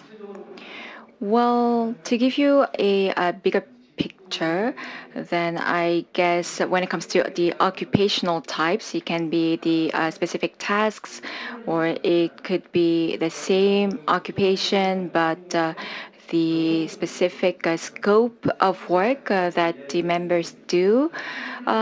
It could mean so many things, and I do not think that AI can totally replace everything. So it will not replace people overnight. So AI is evolving to give more value to humans. So I do not think that AI will replace humans. So in that sense, there are some work that cannot change because of the nature of the work, but some of the specific tasks can change. For instance, I talked about the visual art. And we need many artists to develop one single game because we attach markers to render the graphics, and most of the workforce is actually involved in that, and the markers are prone to errors. So we need many people who deal with that. At the same time, we need many artists who can render the graphics. It's done manually, in a sense. So instead of the high quality creation level, it's more about the post-production side where we rely on AI. So AI assists people doing such tasks. So with AI, with the help of the AI, people can unleash their imagination to really do what they always wanted to do. So commenting on what Mr. Nako said earlier when it comes to data refinement and based on various research, you came up with hyperscale AI. Is NCSoft doing something similar to what Naver is doing? Because this is what I am getting from your presentation. Are you doing something similar? Is this safe to say? Of course, when it comes to advanced AI, including GPT-3 and language models, of course, we are involved in all of that. But I think we are different from Naver because one model cannot replace everything. AI cannot totally replace humans, and one language model, one single model, cannot replace all the models. So what we do now is we have to make sure that technology is evolved to a certain level, and of course, qualifications for professors, for reporters, and for developers all differ. So to make it intelligent and super intelligent, we need to develop customized technologies for each domain, and that requires much work. For instance, we are studying super domain AI, and I think that what matters here is that, let's say we have language model learning on site, unsupervised, and it works in one domain but not on the other domain. And when that lead to products and so, well, that will lead to default, so that cannot be the case. So we have to combine all the different elements to be able to commercialize the products. Yes, I agree. So when I use the GPT-3, yes, it does work well, but then sometimes it does not.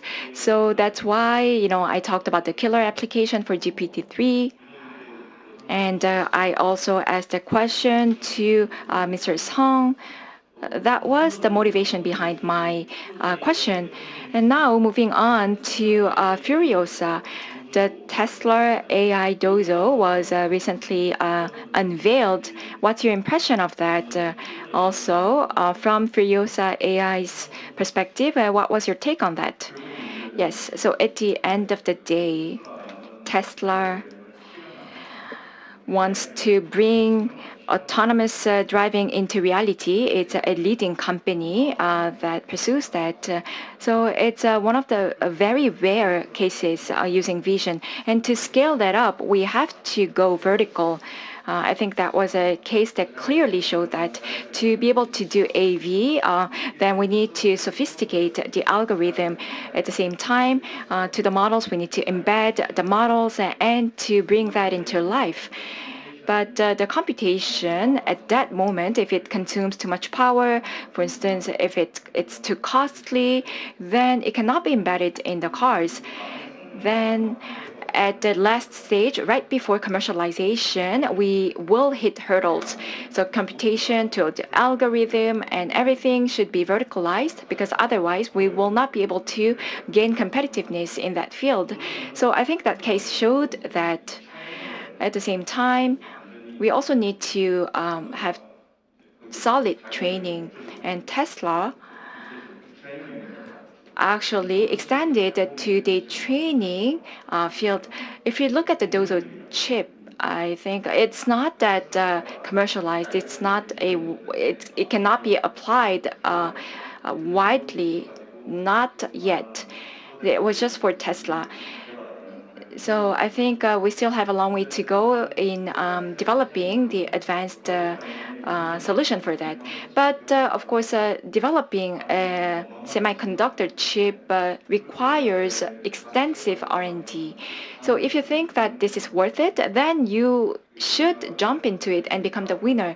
And once we identify the sectors that we need to jump into, we need to really be dedicated in that business. And then we will be able to scale that up. But otherwise, I don't see much future. Yes, for Tesla and Dozo, that was for AV. And you said that we need to go vertical with that, so it should be optimized for that.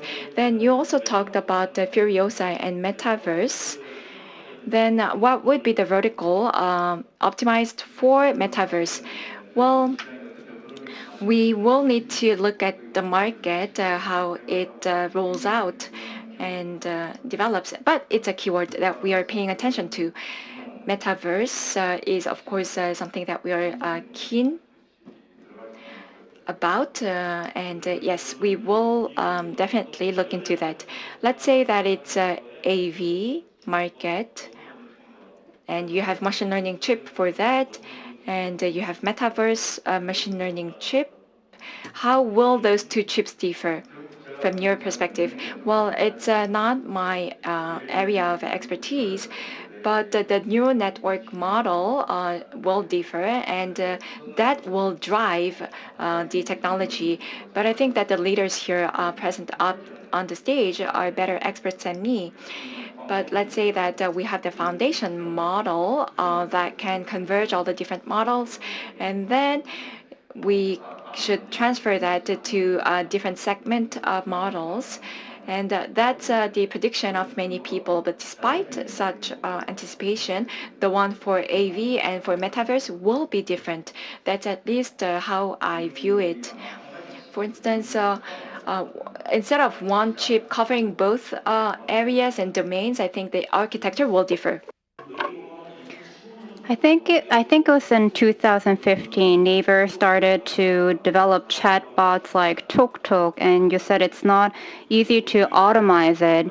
So you have this multiple choice sort of chatbot. That's what you developed. You were the first company to actually successfully launch a chatbot with multiple choice answers. So in the academic association that I am part in, we looked into this greatly. So Naver's chatbot called Iruda.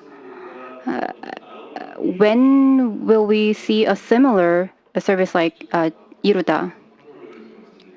If I mentioned control base earlier, I do think controlling is the most important part. And based on the studies and research available today, it's possible to build a system that can be controlled. And to fine-tune a control system, you don't need that much set of data. So we are seeing the results that it's sufficient enough to control these data sets in a new system. Chatbots like Iruda, we are making something similar called 안부call, which means we're calling senior citizens to find out if they're doing well. Public organizations and public companies want to know whether these senior citizens living alone are doing well. But the senior citizens don't pick up their calls. because they find the conversation with the civil servants not fun. So what we tried to do was to come up with a service which these senior citizens will enjoy when they're actually conversing with the service. So we have a different goal. The public organizations will have to have something that offers the senior citizens to pick up the phone. I do think that Iruda can be better because I do believe that our society should be able to accept some of the mistakes made by Iruda.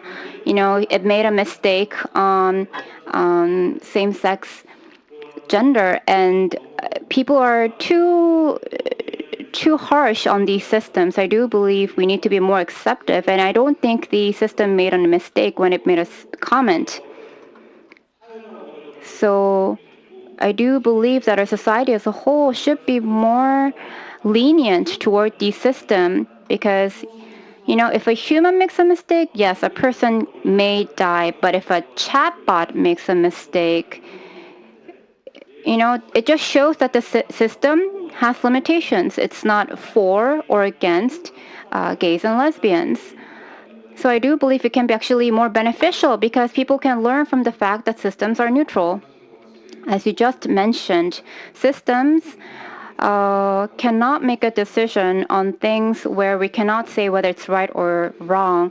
So we're partnering with experts to come up with data sets to feed this information into the system so that the system can answer or make comments based on this standard, a standard that's been agreed by the society. So it's something it's hard to comment on as one company. So we have a question from the floor. Mr. Yang Jeong-seo said that he wants to know how far Korea's AI has come compared to the world, and also if there are any SMEs using these AIs. Stuart Russell said that Korea ranks 5. He already mentioned this during his presentation. Maybe he was not able to hear this, but in the global index, the US is first, China second, the UK fourth, and Korea's fifth. And I do agree with this evaluation myself as well. But I don't think it matters what the rank is. We have different experts from different industries. So starting with Mr. Tang, can you talk about how AI is being leveraged? You know, how does gaming AI rank in the world?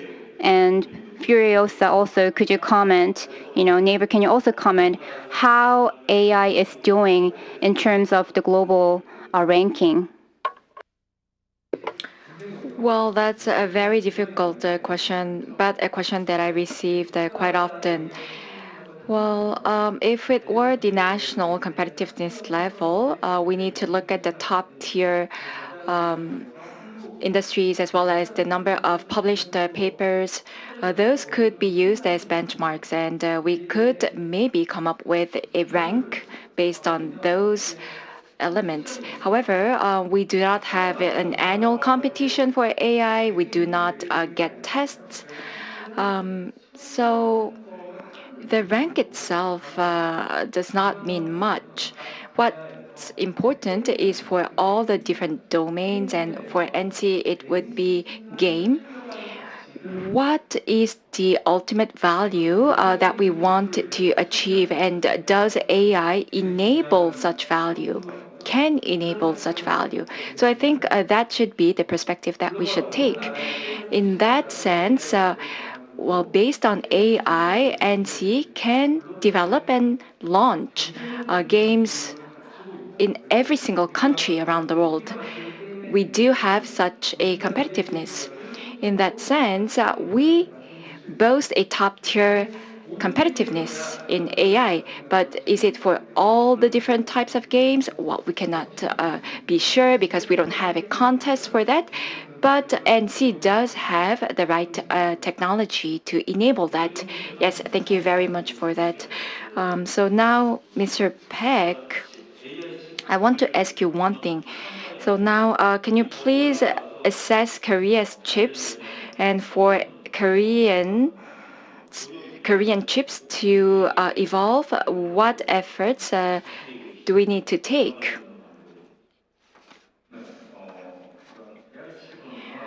AI chip is an emerging market, so it's not easy to evaluate on a global level, but from the semiconductor angle, we export about 20% of the global semiconductors, and we rank number 2, only after the US.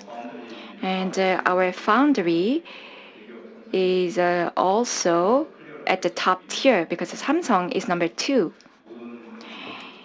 And our semiconductor business has enough strength, financial power, and many success cases. AI has just begun its business. But for system semiconductors, the US is the strong number 1. And so far, we have learned much and we have gained much experience. So I think that building on that, we will be able to accelerate our progress. And to do so, I think we need to use our strength. We have the workforce in semiconductor, we have the know-how and knowledge. And by using that, I think that we can grow further. But we are not free from downsides because the chips that we are developing have some limitations in that we do not have many enterprises that we can apply those chips into, unlike the US. However, we can overcome the limitation just like we have done in the past years. And with the strong determination and the right level of investment, if the private sector leads this segment, I think that we can achieve much. It's up to the determination of the private sector. So for the next 5 years, by investing much into this area, I think that we will be able to create an ecosystem with strong competitive edge.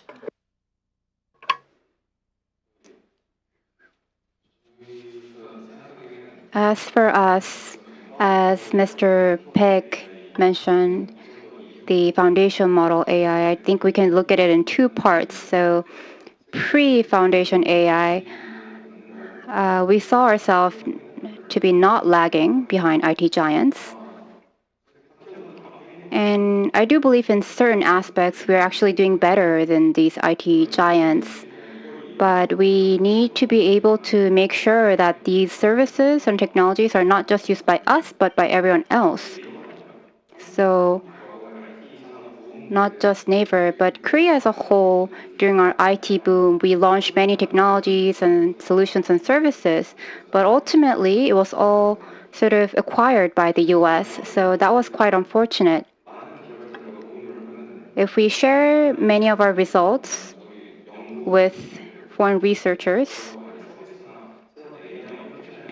not on the research level, but on the actual IT technology level, if we share the results, I do believe that we can actually become number 1, maybe even next year. So these models produced by large company like us, we need to be able to supply this as fast as possible.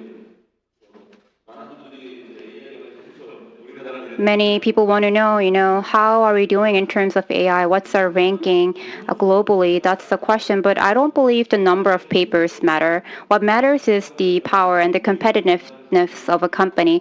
In the US, we have Google, Tesla, and Waymo invested by Google, and DeepMind, a UK company invested by Google. So if you look at the lineup of these companies, all these good companies are foreign companies, and we have OpenAI API, and all the number of published papers, US ranks number 1. But in Korea, we have Naver, we have NCSoft, and also we have startups like Lead. And we have sports AI companies like BPro. So I do believe that the AI startups in Korea are quite competitive.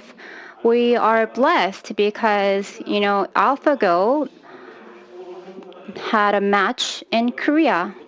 In the middle of Seoul, all of our citizens were able to watch this real time, and we were really quite shocked. I don't think any other citizens around the world were able to experience this.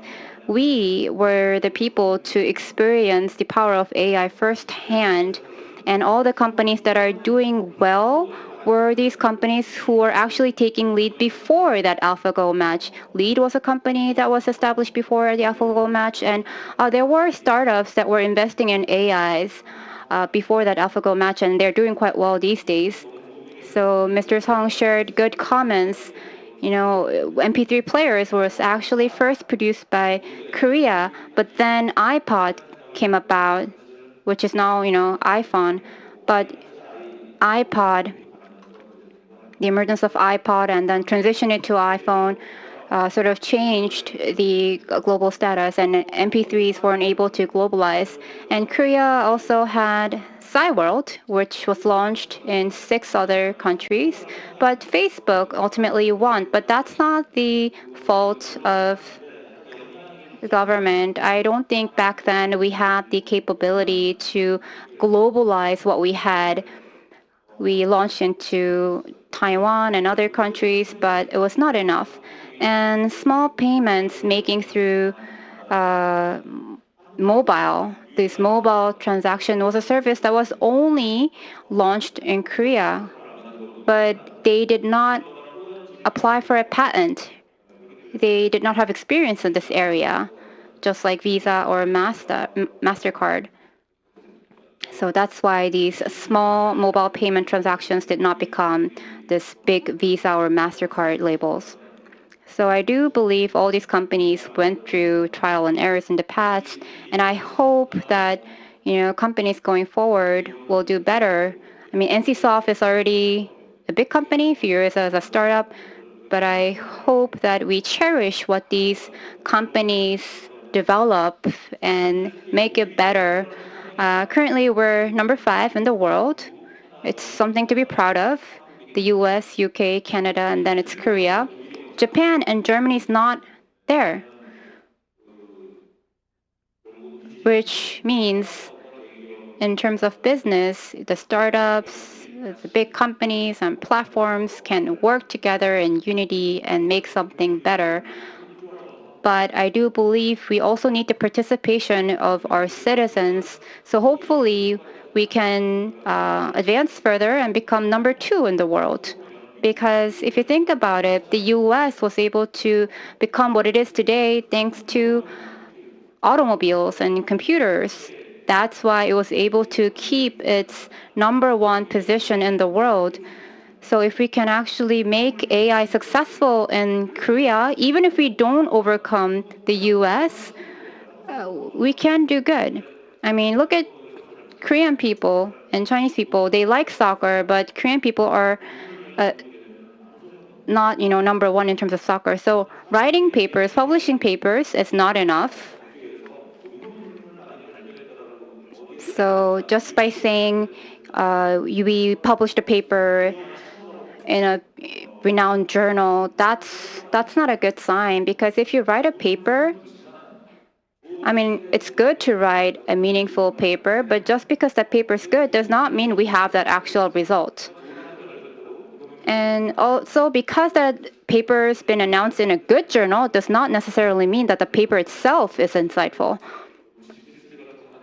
So we need to come up with something like GPT-3. That's more important. Does any of our panelists have more comments? I did a lot of questions. So if you have questions to one another, or if you have further comments, please feel free. No, I guess. So if you don't have any comments, I'll keep on asking questions. Professor Russell is actually one of the professors I respect the most. For the past 5-6 years, I would lecture using the definition of Professor Russell's AI, because non-experts keep saying that, we need to come up with an AI that's like human. But Professor Russell says in his first lecture, AI is not like that. AI is something that's rational. When we're building AI, we're building a rational agent. That was his definition. And he continues his lecture based on that definition. So if you missed out on his presentation, I hope you get a chance to listen to that presentation. And I told you there was one point that I did not agree upon, which was jobs. And another one is that ultimately AI will make a better decision than humans. There was a slide on that in his presentation. And can you sort of comment on that slide? You could be advocating it or you could be against it. I would like to hear your comments. Maybe it feels like an interview, but I would like to hear your comments on that. I mean, Professor Russell, I do really respect him. He said that AI systems will eventually make better decisions than humans. And based on that, he talked about other subsequent problems. So please share your comments. Can Mr. Nako start? After starting to work on generation models, we found out that we cannot come up with one single standard that can be applied. And I do think that has to do with the laws and rules of democracy, because our principle is that we can't have just a black and white principle saying one's right and one's wrong. And I do think that's sort of a scary idea. Yes. And Professor Russell also discussed other important ideas today. So when we think of decisions, I totally agree with what Dr. Song said. So decision cannot be entirely fair. So it's up to the individuals to make decisions. So that will rely on the domain knowledge and the situation and the context and the emotions at that state. So those elements will define and determine the decisions. So it's very difficult to determine whether this decision was good or bad. So what the AI does, is it better than what humans do? We cannot really judge that. But does AI always need to make good decisions? I do not think so. Because decisions can be both bad and good, even for humans, because it is sourced from the vast amount of knowledge. So it can maybe process the different decision processes and the elements. So I guess it can assist humans make decisions to help humans make greater decisions. So I think that it can help humans. Yes, Mr. Peck. So we architecture the chips, we design chips. That's what we do at our company. We look at the trade-offs and we look at the different variables and come up with the final decisions. And as you said, AI, of course, will assist our decision making, and I am positive about that fact. But based on that, we will be able to advance decision making, but we need humans in that process to make high-level decisions, to make good decisions. That's what I think. The question that I gave was because I wanted to know whether AIs would make better decisions or whether they would take over jobs.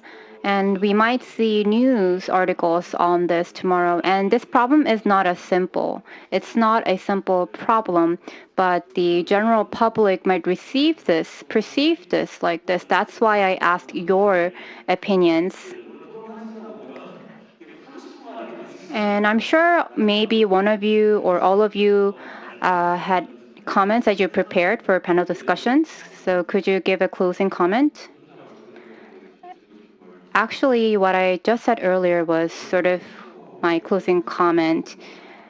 We're not making an algorithm for computer, but we made a lot of progress in the IT industry, but a lot of them was taken over by other countries. And I hope this does not happen again in the future. Korean people are really good at adapting and making new technologies, and people are really good at applying these new technologies in a fun and interesting way. And I do think that we're seeing more potentials in this matter. So hopefully the country supports this movement and we get better results in the future. Thank you.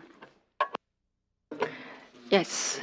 So be it AI or metaverse that we talk a lot about, or digital human, I think that Korea is quick on its feet in responding to those trends.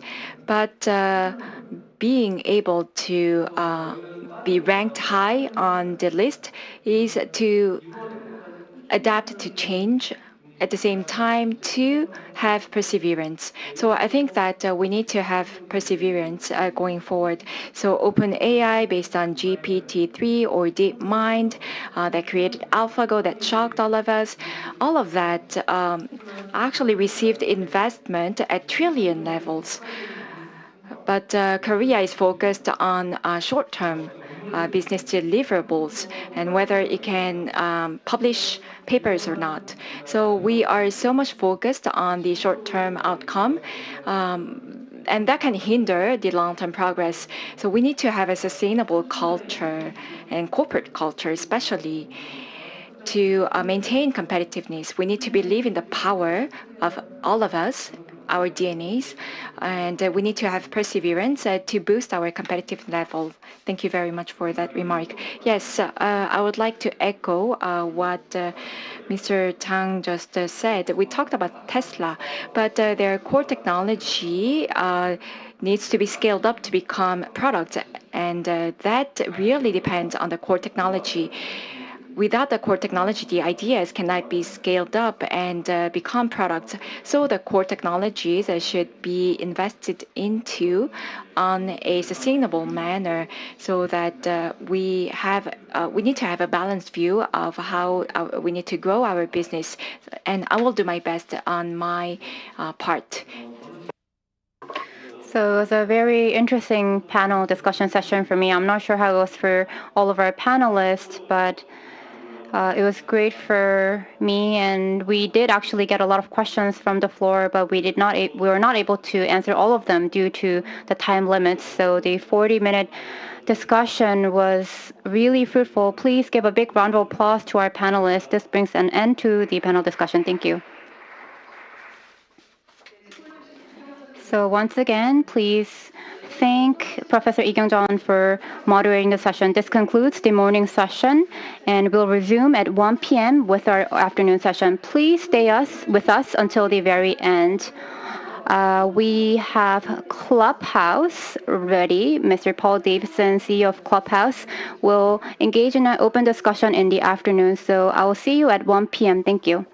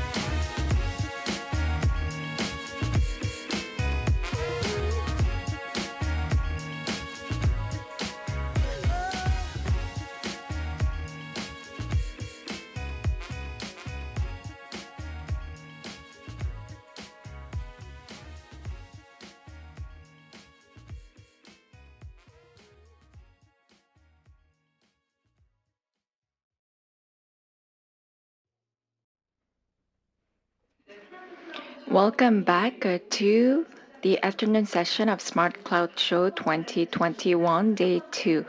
We will now move on to Session 5. Let me introduce the first speaker of Session 5.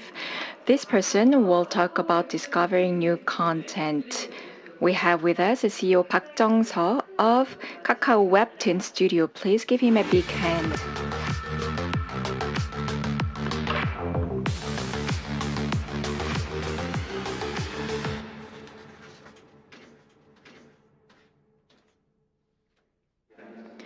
Good afternoon, everyone. I'm in charge of Kakao Web Studio. My name is Park Jeong-seo. Nice to meet you all. Before I go into the presentation, I'd like to introduce myself. I joined Daum Kakao in 2006, and I've been there for about 16 years as webtoon producer, still working as a webtoon producer. So a lot of cartoon writers and my juniors, if they allow me to head the team, I'll continue to do so. Today, I'd like to talk about new platform and Kakao Webtoon. About 20 minutes, I'll give my presentation. Webtoon, or platform, has been around for about 20 years. So far, there's been a lot of change and development. For instance, webtoons used to be free. The comics that have ended in series used to be free. And I think all of these webtoons helped enlarge the pie of this webtoon market. And TV drama shows and movies are now using webtoons to come up with new production of creations. And in the past, we did not have much opportunity to export our content, but now this is something that happens every day. And we are seeing big results of our exported content. And despite the 20 years of change and development, it seems like the platform itself did not change much. That's my personal opinion. What I mean by this is if you visit our platform, you have a time schedule and you have a ranking. So most users choose the content based on these two categories. That system was built 20 years ago and it's still here. I'm not saying that there's a problem with this system, but now it's an era of mobile, so the screens have become about 20th times smaller, whereas the number of content have increased 40 by 50-fold. So I wonder if this current system can cover all of this enormous amount of content. So I believe that the current system only allows certain content to be popular. So this is not really good for the writers, and writers will only want to create the preferred content. And what platforms should do, however, is to promote diversity. That's why when we were launching the Kakao Webtoon, we wanted to overcome the problems that used to be there in legacy problems. So we focused on the keyword discovery. If you look at our Kakao Webtoon, users come in and they consume content. And what our biggest purpose and goal was to make sure that these users would discover as many as content. So to execute this keyword discovery, Kakao Webtoon is implementing multiple strategies, but I would like to just focus on the main two pillars today in this presentation. So the first part is infinite circle. That's a feature that we have. If you slide through if you go to the next slide, please, I will explain this infinite circle.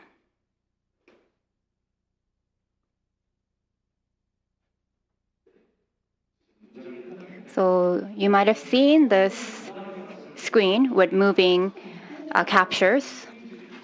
We have a home page of Kakao Webtoon where you would see an infinite circle of content that emerges. So all of the content that we have in our platform can be searched in this home page. Let me go into more detail. So this is before we launched Kakao Webtoon. This was Daum Webtoon homepage. I'm sure you're used to the screen. If you've been to our Daum platform, you would have seen the screen where there's the screen capture of the content and the weekly schedule. And you would click on a specific content, and the next screen would take you to the home page of that specific comic. So you can see the characters or the background or how many people have seen this content or how many people clicked on likes. So it shows all this information about the specific comic. And if you click on a specific episode, you go to the comic strip. And if you want to look at another content, you have to go back to the home page and then back to the main page where it's the weekly schedule. That will be the route you would go through to consume content in the original platform. But we realized we had a lot of new users come into our platform. This happens when there's an issue with regards to movies or dramas that use our content. So these people who see these dramas and TV shows would come to our platform to see and search the content. But I'm sure it's similar to everyone who's here. If you want to come to our platform, instead of coming to our platform directly, you would go to the portal and search for a content name and then come to our platform. And we realized those people who come here via search don't really last long. So they come to our platform and they read a specific content, and we were wondering if they were leaving after consuming that content. I'm sure some people would come, and if they wanted to see Miseng, they would see Miseng and then not use our platform again. But we tried to come up with a reason why these users were not captured, why they were leaving our platform. We were wondering whether there were other ways to enable these users to find other content. Let's say a user saw Miseng and he or she really liked that female character of that content, Miseng, then we might be able to use that idea. But at the moment, with the original traditional platform, the user could only search content going back to the weekly schedule. And the weekly schedule is irrelevant with that person's preference. It only classifies various webtoons from Monday through Sunday. So it does not show anything about that person's preference. When we reach to that idea, we realize not just people who come to our platform through search, but our users, our current users, if they want to search other content, they would also have to go back to homepage and go back to the weekly schedule, and then from there on they would have to find new content. And that's actually not that efficient. So we wanted to come up with a way to enable these users to consume a content and then go to the next. So how would these people naturally convert to the next content? Would it be a timeline? Or what kind of categories would they use to pick a content and consume them? And we determined that we would have to come up with a better way to expose these content. That's why we came up with this new homepage where you can have this infinite circle of content, and you could swipe through them and keep swiping through until you come up with the content that you like. And the reason why we use swipe is as follows. Some people might say you could have changed this portion on the top of the homepage and not have it swipe based, but that's actually not that easy for a consumer. Our focus was what's the easiest way to find content. scrolling up and down is similar to the action that you will take to actually go through a comic strip. So we did not want to use a repetitive action. And in that sense, swipe seemed to be the most intuitive way to search for content, and that's how we came about with Infinite Circle. So the screen that you see here is how you can move from one content to another by swiping. And after coming up with the structure of swiping, the next part was how are we going to show the next content to that specific user? And you would say probably personalization. You have to come up with personalized content and recommend that based on what that person consumed in the past. But I remember reading a very interesting report, and in that report said the reason why dating apps fail on matching couples is because if you go to a dating app, the dating app would make you enter a survey and make you write what your preferences are. But the thing is, if you like 10 things about a person and if you don't like one thing about that person, then that person becomes a person that you dislike. That was the conclusion of that report. I'm married, but if I was not married and had to find someone who's my partner, and if that potential partner did not like the TV show 무한도전, it'd be really hard for me to say that that person's the match for my life. So that's the conclusion of this report, that one dislike has a big impact. And I do believe this can have a similar effect in searching content. Because if some person does not like that specific content because the way it depicts males, then that even though that content is really good, has 10 likes, that person will dislike that content. So we wanted to exclude elements that can actually not be attractive. So our infinite circle will be used by the content consumers, and we'll continue to see if our change is effective. So I want to say that our infinite circle is not wholly focused on personalization. The next keyword is moving.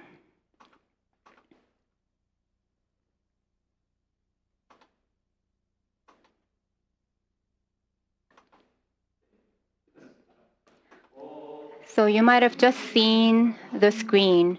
This is actually a screen that shows the animation-like content. We insert the motions of that specific webtoon, and we call this moving webtoons. When we first launched this platform, people said, it just looks nice. That was the feedback. But we did not plan to make it look nice. The reason why we wanted to have this motion-based webtoon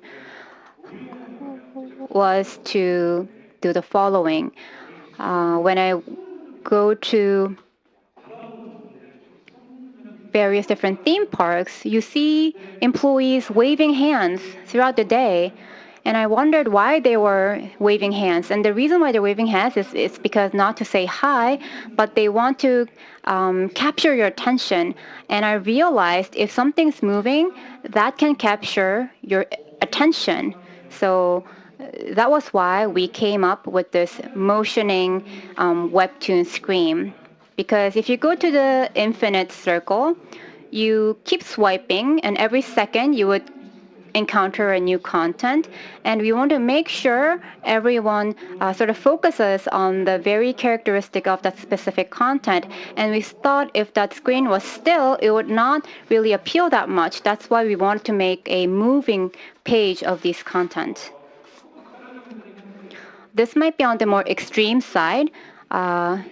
Please take a look at these 4 thumbnails. These thumbnails show the same content. The first thumbnail, if you look at it, you can't tell what it is. It does not show the full character. It's black and white, so it has no context at all. So for the user, I believe this is not that attractive. If you look at the second thumbnail, it's a female and it's black and white. So it shows the head of the left thumbnail. And you can't tell who she is or what she does, whether she's a student or whether she's a worker. You can't tell what she's wearing. The only thing you know is that this is a female protagonist. And the third thumbnail, now you can sort of see some character of this content. You can tell this is a school dress. And you can tell that this is a high school student. And the last thumbnail, you see that there's another character. You can see there is a male and a female high school student. And you can tell that they might be dating, and there are trees in the background. So this may be part of the school, and they might be dating. So you get all of this information from this thumbnail. But this webtoon actually is about fighting. So it seems like the female is hugging the guy from behind, but she's actually choking him. So that's why we wanted to leverage the moving effect to best explain and describe what this content is about. We have to show various different characters and various different backgrounds in motion. And that's how users can get the most amount of information in short amount of time. When our designers draw these thumbnails, it takes about 1 week. It takes a long time to come up with these thumbnails. They have to read the scenarios. They have to talk with the actual creator of the thumbnails, and they have to find out what the main characteristic of this content is. That's why it takes so long to come with this motion-based homepage content. And not all of our content today is motion-based, but in the future, we'd like to provide all of them in motion-based summary. So after launching this Kakao tool, we saw a lot of news article, and we got a lot of questions concerning IP experience. Infinity circle and the moving portion, after you go through them, the users would pick a content. And I think the IP experience is the key word that sort of explains why we came up with this new structure of consumers coming across a new content. So hopefully this IP experience becomes a term that's more familiar to you after my presentation today. It's my last slide. I want to close my presentation with this last slide. Martin Scorsese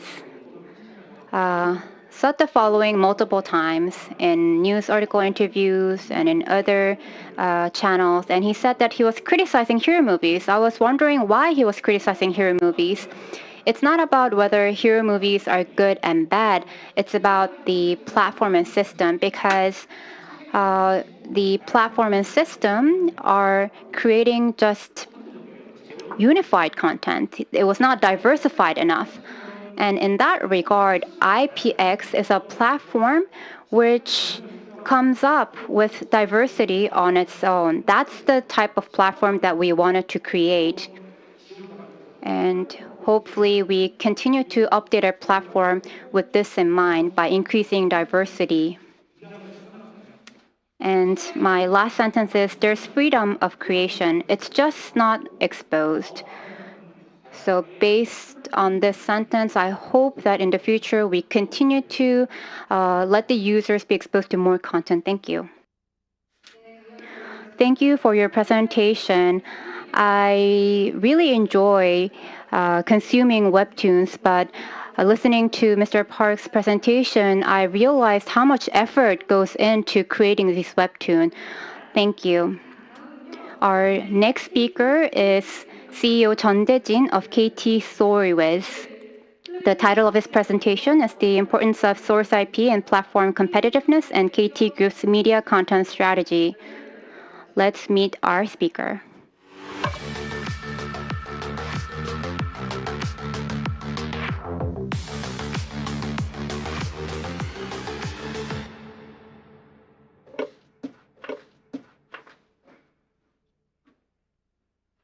Good afternoon. This is the title of my presentation, The Importance of Regional Content IP in Securing Platform Competitiveness and KT Group's Media Content Strategy. My name is Daejin from KT Storywiz. First of all, I would like to talk about the evolution of the web fiction and webtoon market. Now, when it comes to web fiction and webtoon, we have to travel back to early 2000s, and this service was provided for free to the users. And with the advent of 2010s, the smartphones emerged, and web fiction and webtoon was very much liked by the people. And it's only recent that the market exploded and was well received by the people. And of course, the market kept growing, but its connected markets such as games and ads and videos were discovered as well. And with those types of OS, the market has exploded. At the same time, we can look at the global presence of web fiction and webtoons. Of course, from the early stage, the market wanted to go overseas. Sometimes the content is exported to other countries, sometimes it fails. So it experienced many ups and downs over the past few decades. But from 2009 or so forth, in the Southeast Asia and Europe and America, we started to export our content to those continents. And I'm sure that you know that manga is very popular in Japan, and Japan is the capital of webtoon. And actually, Korea's IP have very much increased its presence in Japan. Now let's move on to China. China can be called a closed market. However, recently, the webtoon as well as web novels have experienced exponential growth. Just like other game applications and web novels, they use Tencent as well as Kwaikwon, some of the local platforms that have stronger presence than the global providers. And China have started to export their original content to other countries as well. And the Chinese works are also being imported into Korea and being very much loved by the Korean consumers. However, because of the strict regulation of content within China, some people say that it's not easy to go into the Chinese market because of those obstacles. But since China is well known for its drawing as well as for its narratives, I think that when it comes to webtoon and web fiction, we could tap into some collaborative models with Chinese providers. Webtoon keeps growing and has made inroads into the global market, but that's against such backdrop that COVID-19 hit the global stage. So we will have to look at the large implications of COVID-19 on the webtoon market. But I think that in the short term, it actually led to more consumable services. So it had a positive impact. Now you see that the usage and the purchase have both increased. And actually, the purchase the level was higher than that of the usage. This means that the purchasing power really started to play well in this market. So some people may say that this is a positive sign going forward. However, I think that it's a double-edged coin because not a single person is able to create webtoons and web fiction. We have to collaborate and work together. But because of COVID-19, those collaborations have been restricted. And since we are spending more time at home due to COVID-19, because we work from home, now people are starting to consume more and more content. But as COVID-19 prolongs, people think and feel like their income level will be stagnant for the foreseeable future, which has impacted the purchase level of webtoons. So I think we have both bright and dark sides of COVID-19 in relation with webtoon and web fictions. But at the end of the day, we need to focus on the regional IP, which can drive the growth of this industry. Now, if you look at the popular movies or dramas, you wonder what the original content was. And most of the time, it starts off with web fiction and webtoons. And we see such a large number that we have to keep updating the list of the webtoons and web fictions. So you see some of the examples on the slide, and there are some webtoons that actually were brought into the real life and had an event with the people. Next, we see the emergence of OTT and the rise of OTT platforms, which is leading to fierce competition. We have to make sure that we have a strong regional content for drama and for movies and so on. And to do so, we have to travel back to the original content, which lends us to web fiction and webtoons. So now everybody wants to get a piece of original IP. So the importance is increasing every day. And of course, the relevant people are very much keen about the trend in this market.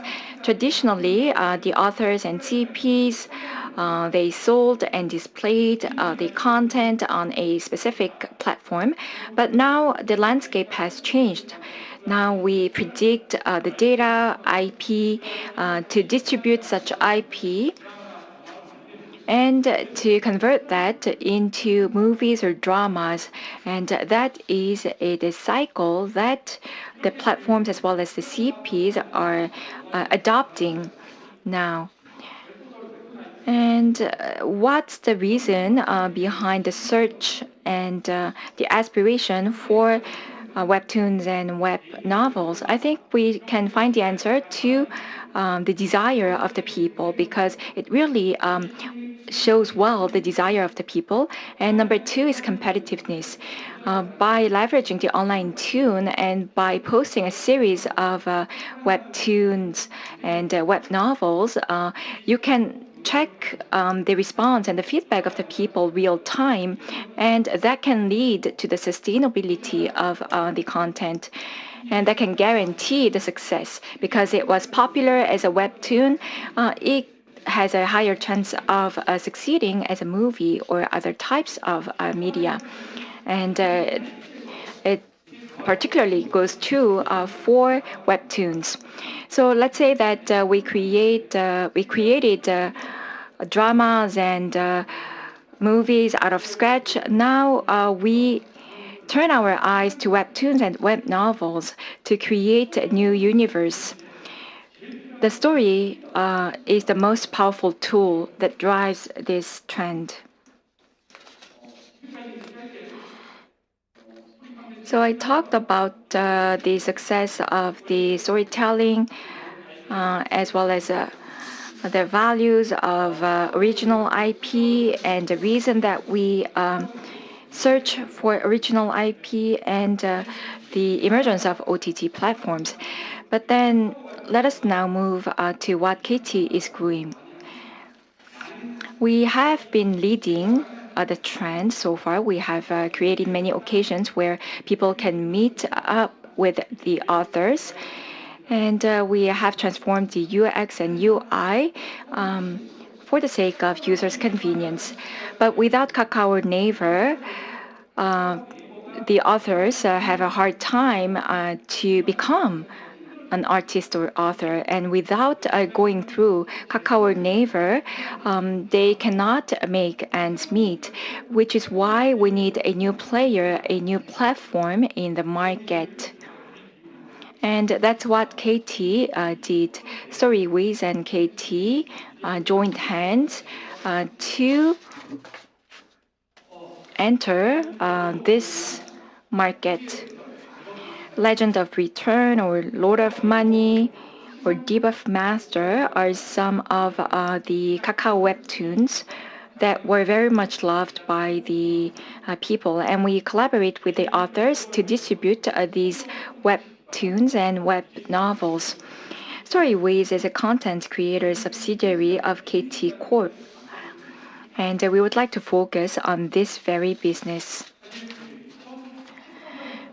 From 2014, there was a small unit under KT, a small webcomic unit of KT Corp, which distributed and produced some webtoons. With Blice and Ktoon, we discovered IPs, and with OSMU, we converted that into different formats of content, as that was at least the plan that we had last year.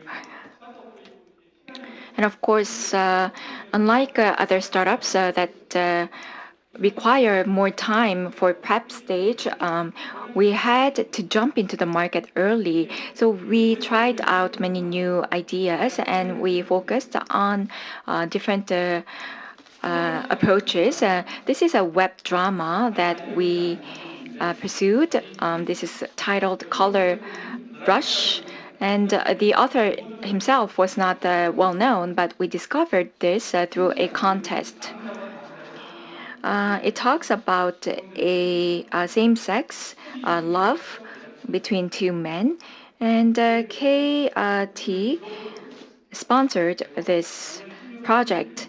So on December 30th of last year, we launched this with global OTT, not only in Japan and Southeast Asia, but also in other countries, and it was ranked top on the list.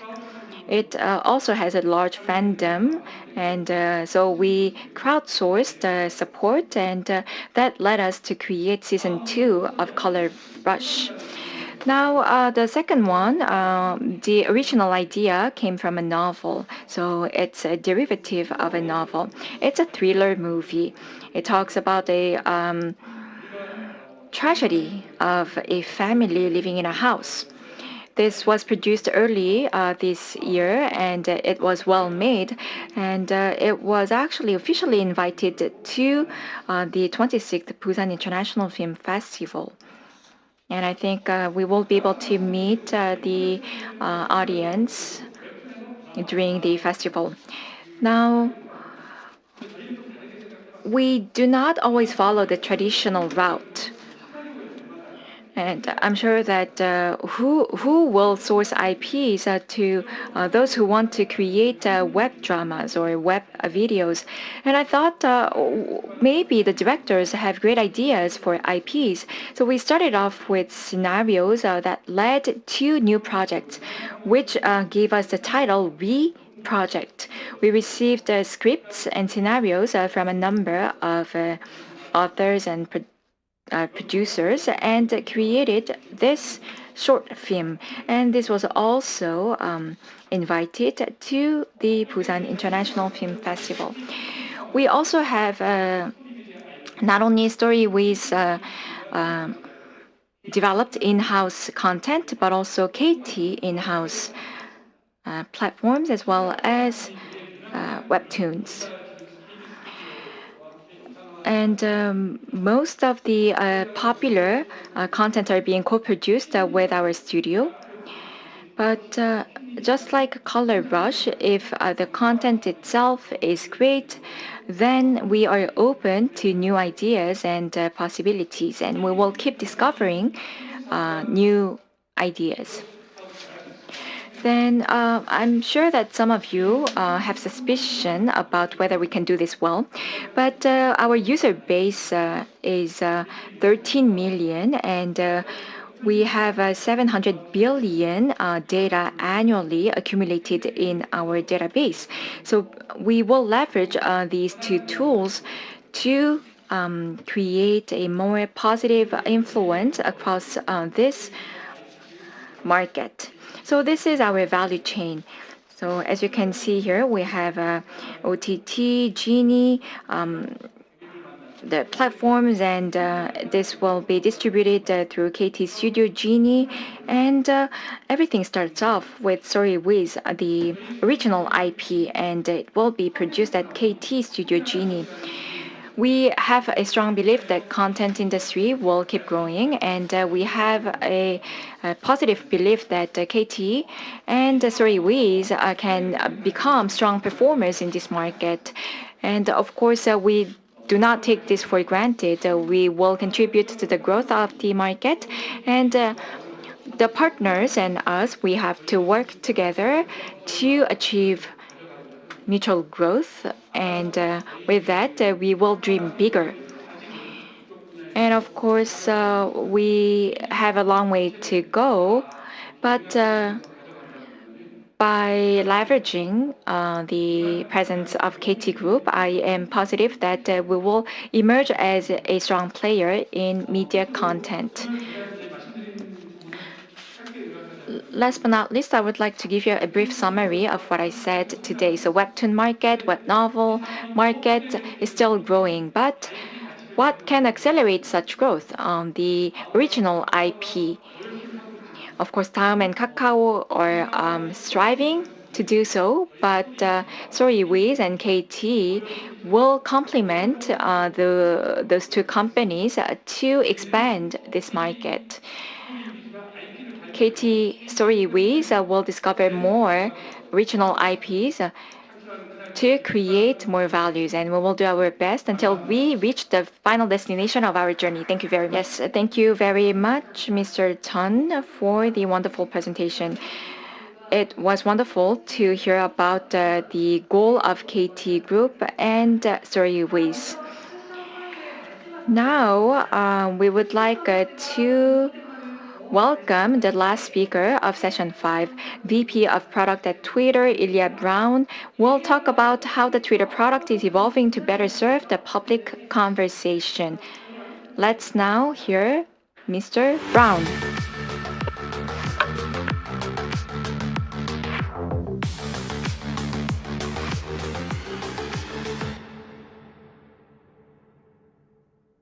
My name is Ilya Brown, and I'm a VP of Product at Twitter. Thank you for inviting Twitter to this industry-leading forum in Korea and giving us an opportunity to talk about how Twitter is evolving to better serve the public conversation. Twitter is what's happening and what people are talking about right now.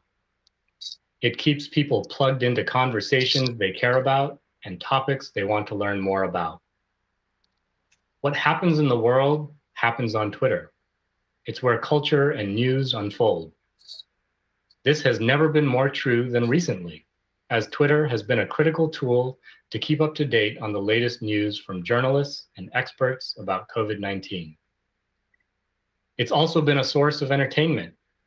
In Korea specifically, we know people like to use Twitter to see and discuss what's happening with their interests, from news articles and medical information to K-pop and moments in their daily life. Twitter is a vital space for all this public discourse to happen. All these conversations make up the public conversation on Twitter. Today, I will give an overview of how we're working to live up to our purpose of serving the public conversation through our product strategy. We believe Twitter is capable of serving billions of people daily, and that the public conversation can be better for it. Now, we're far from that figure today, with around 206 million monetizable daily active users right now. But we've been making steady progress, and we're even more excited about the future. The growth and impact you've seen us deliver over the last few years has primarily come through steady refinements to our existing product areas, like refining the relevance of our home timeline so it better shows what you're interested in. These refinements will continue delivering impact, but we expect the next few years to be even more shaped by an ambitious strategy that will change Twitter much more than our customers have seen over the last few years, and one that will deliver even more daily value for new and existing customers. Over these last couple of years, we've been evolving the product in more transformational ways, solving bigger problems and moving way faster than we have before. What's allowed us to do this is a clear, bold, and consistent strategy to reshape Twitter. That said, Twitter is and will continue to be a conversational service where people can have discussions to stay informed about what's happening with their interests. But to support a spectrum of public conversation on Twitter and encourage more people to join the conversation, we need to allow people to have deeper conversations in more ways.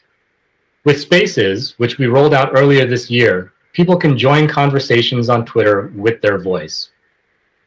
Spaces are live audio conversations on Twitter, where people can communicate with their voice.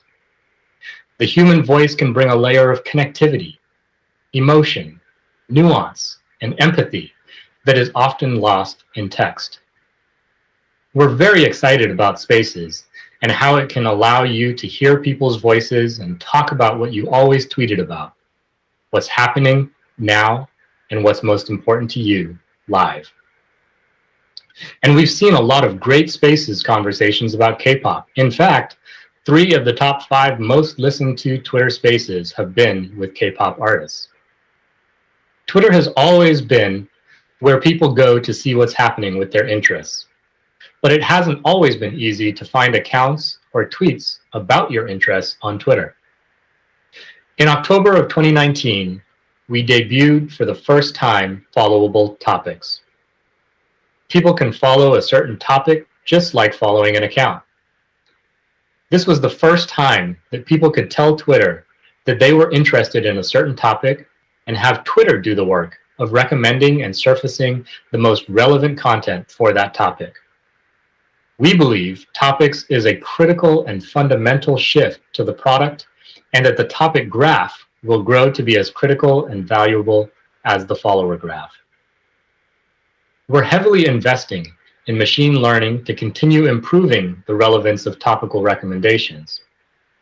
We know through our efforts in improving home timeline ranking just how impactful this investment is. We see substantial value and impact through continued relevance improvements in our topics recommendations.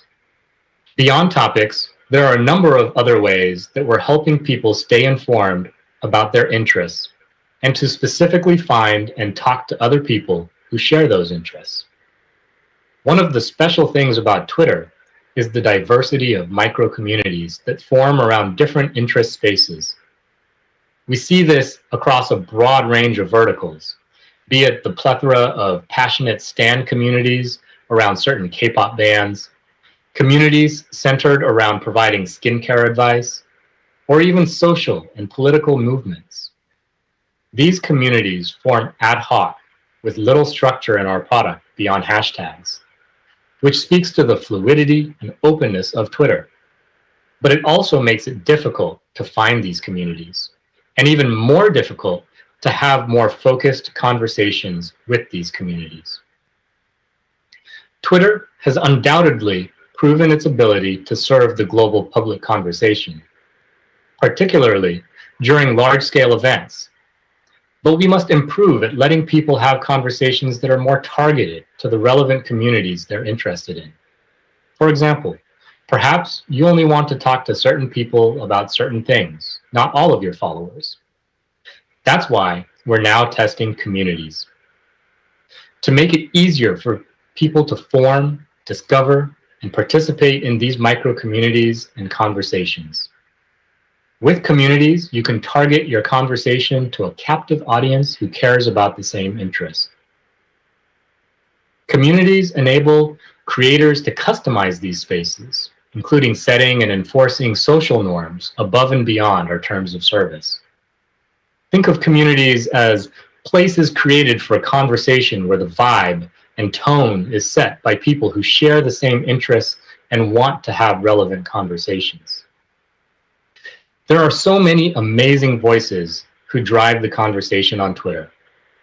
We see impactful opportunities to provide monetary incentive models that allow these voices, creators, publishers, and more, to be directly supported by their audience. That's why we've introduced Tips, a new way for people to send and receive money from their Twitter profile. We've also introduced Super Follows, a new way for people to earn monthly revenue by sharing subscriber-only content with their followers on Twitter, and for fans to get more of the content they love. And ticketed spaces, so hosts can charge money for spaces and be rewarded for the experiences they create, while providing listeners with exclusive access to the conversations they care about most. And finally, newsletters with a review to enable writers to publish paid or free newsletters to their audience. This work is part of a broader theme of rethinking the incentives on our service. Audience funding models, by virtue of allowing talented content creators to earn from their audience, motivates them to continue creating great content that their audience loves. But our focus is also to ensure that we're evolving our product so that it incentivizes and amplifies healthy and positive discourse, and that it disincentivizes abusive behavior. We're working on ways people can help keep each other safe with the following and much more. Article and reply prompts, to encourage people to read articles before tweeting them, and to pause and reconsider a potentially harmful or offensive reply before they hit send. Safety mode, to reduce disruptive interactions by automatically blocking accounts for 7 days for using potentially harmful language, such as insults or hateful remarks, or sending repetitive and uninvited replies or mentions. Conversation settings, which enable people to decide who can reply to their tweets, and a way to hide unwanted replies to their own tweets. We're seeing this feature used particularly amongst people who have reported experiencing harassment in the past. We believe it's essential for public conversation to be healthy. If people don't feel that their conversations are safe from abuse and harassment, we know they won't feel comfortable participating in the first place.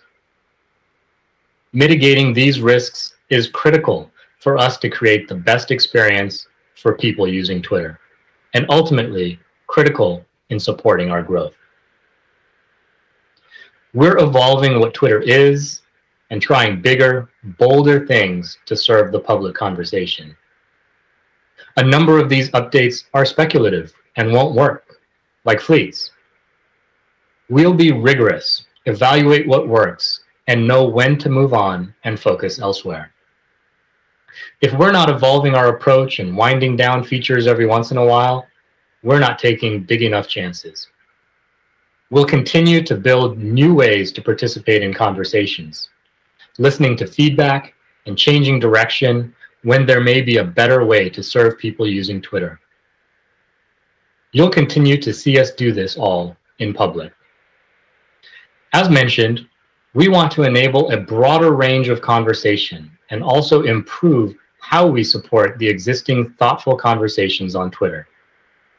By giving people more ways to join the conversation, connect with their interests, get direct monetary support from their audiences, and protect the health of the public conversation. We hope that looking to the future, Twitter is more multidimensional with many ways that people can engage, connect, and express themselves, and that there's something for everyone on Twitter. Thank you for joining us on this journey. 네, 좋은 강연 감사드립니다. 이렇게 5번째 세션까지 함께 하셨고요. 어느덧 마지막 순서만을 남겨두고 있습니다. 아까 말씀드렸듯이 폴 데이비슨 클럽하우스 Paul Davison, co-founder and CEO of Clubhouse, is joining us in an open discussion with reporter Park Ji-young of Chosunbiz. So let's begin our last session.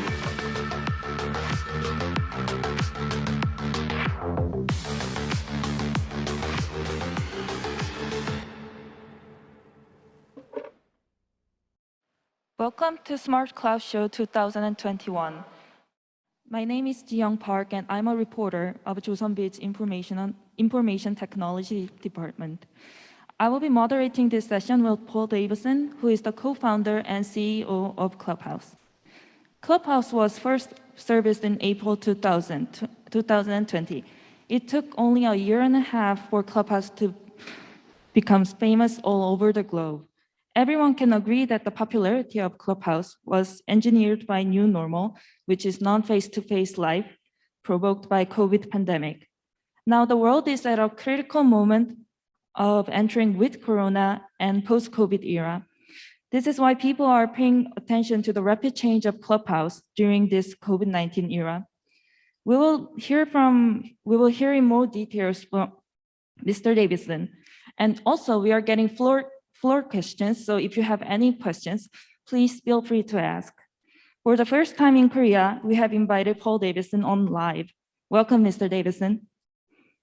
Thank you so much. I'm so excited to be here and really appreciate your having me and excited to talk today. Yes, we also are really, we also appreciate your time for joining our Smart Cloud Show 2021. Okay, then I will just directly move on to the first question. Is it okay? Yeah, absolutely. Yes. So Korea was enthusiastic about Clubhouse. It was a kind of new type of social audio application which just appeared last year. So as the CEO of such sensational service, why do you think Clubhouse became so famous in such a short period of time? Could you suggest 3 key elements? Yes, 3 key elements. I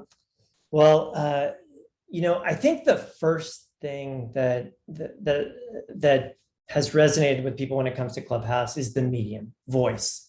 We often say voice, it's a relatively new medium in the world of social networking, at least in certain parts of the world, but it's the oldest medium. We've been gathering with other people and talking in small groups since the beginning of civilization. I would argue it is the foundation of civilization. It's how we build trust and form friendships and relationships. And it's just so universal. Voice is the first thing you hear when you come out of the womb. And we've had to learn how to compose posts and edit photos and filter, edit videos, but nearly everyone in the world can talk. So I think voice as this really universal medium has been an important element of our journey so far. I mean, beyond what I mentioned, it's something where you can multitask. You can use your voice while you're doing other things. So it gives you time back during the day. It's also, very, very low stress. With voice, you have all of the intonation and inflection and tone and fidelity, but you don't have any of the anxiety of video. I don't have to worry about what I look like or how messy my house is. So people can just be really authentic. So I think that focus on voice has been one important thing. The second thing I would mention is the community. I mean, Clubhouse is nothing without the people, and it's everything with the people. The app is intentionally just a blank canvas filled with the faces of amazing people.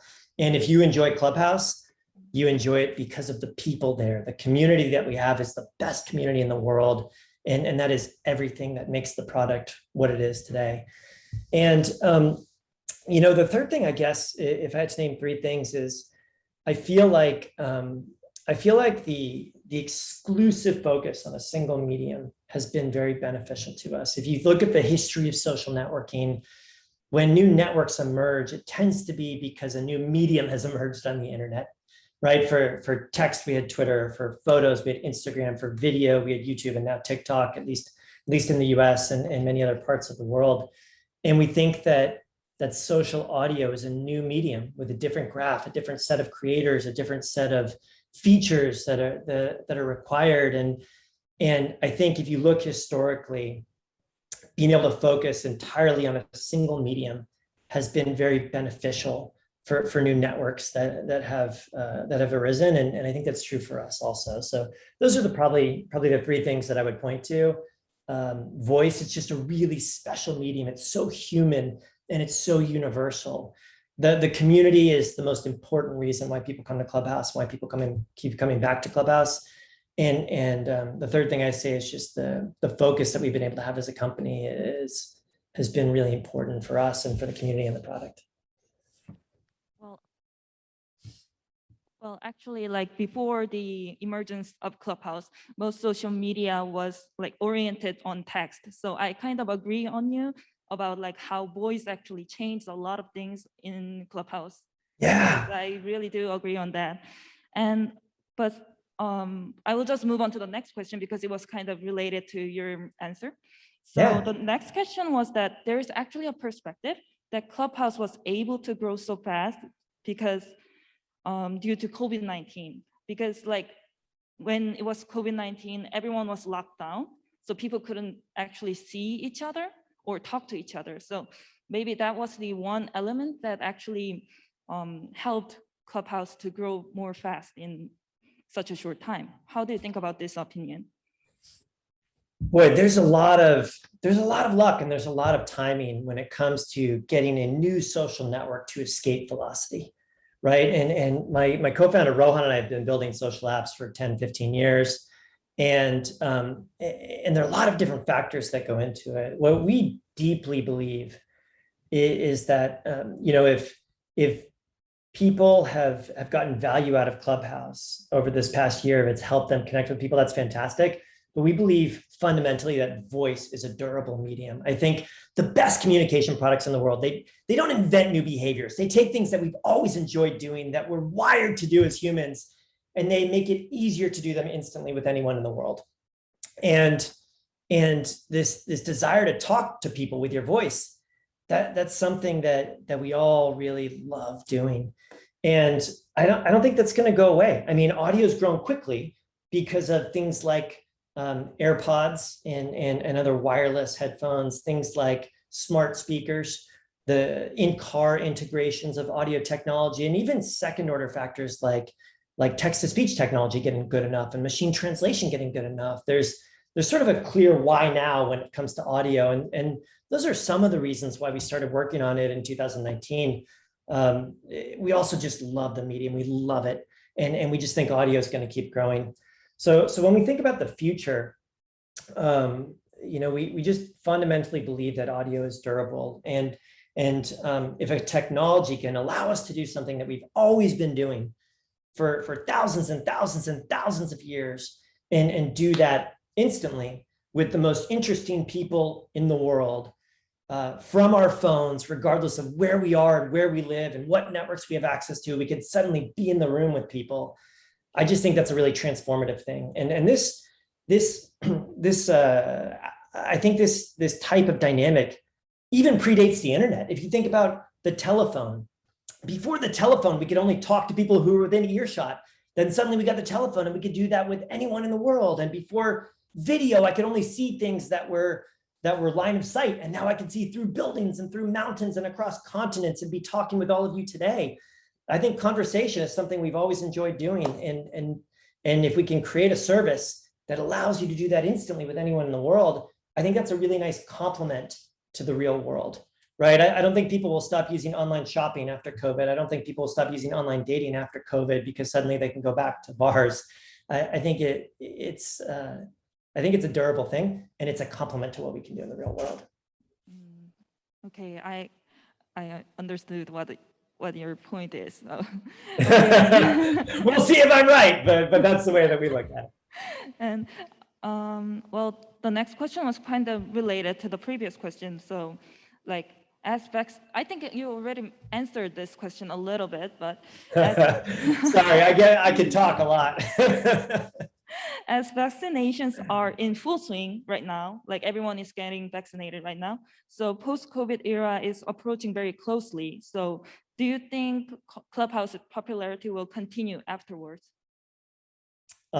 Yeah, just building on what I was saying before, I really think that voice is a durable medium. I think the desire to talk with other people, to connect with other people as humans, it's really universal. And if you look at audio and what you can do when you get together with other people and talk, it's so broad. You know, I was talking with someone and he was saying, boy, I've been thinking about this and I really think this could replace radio. And I think about radio a lot, but I also think about podcasts and conferences and conventions and dating and dinner parties and comedy shows and music festivals and political town halls and conventions and company earnings calls and post-game press conferences and just hanging out with friends. That, you know, these are things that are so broad and so universal. And I think people will continue using technology to do that in addition to doing it in the real world. And if you want to get more into some of the details, I hope the world goes back to normal very soon. I deeply hope that. And I think that we'll always want to connect, and we'll also be driving twice a day. I think we'll be going to the gym. We've really designed Clubhouse to be something that you can use when you're multitasking. We want it to be a different type of network that gives you time back instead of taking it away, that makes you feel better instead of worse, that's not about likes and follows and trolling people and dunking on people and trying to pose and look your best, but you know, but something that's about genuine, authentic human connection, where you can use it as long as you want when you're doing other things, and you can close the app at the end of your session feeling better than you did when you opened it. And I think if you can build a product that does that, I think that's really durable. I hear that you are like emphasizing multitasking a lot about Clubhouse features. So I was kind of wondering if, like, when we use the Clubhouse, you can actually participate as a talking person, and also you can stay in the room as a listener. So are you kind of do you think that the listening part is kind of more important than participating in the conversation?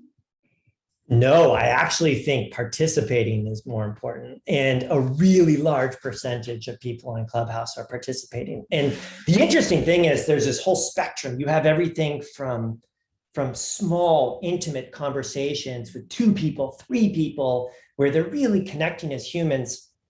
And on the other end of the spectrum, you have big broadcast shows with Elon and Oprah and Bill Gates and really well-known people around the world.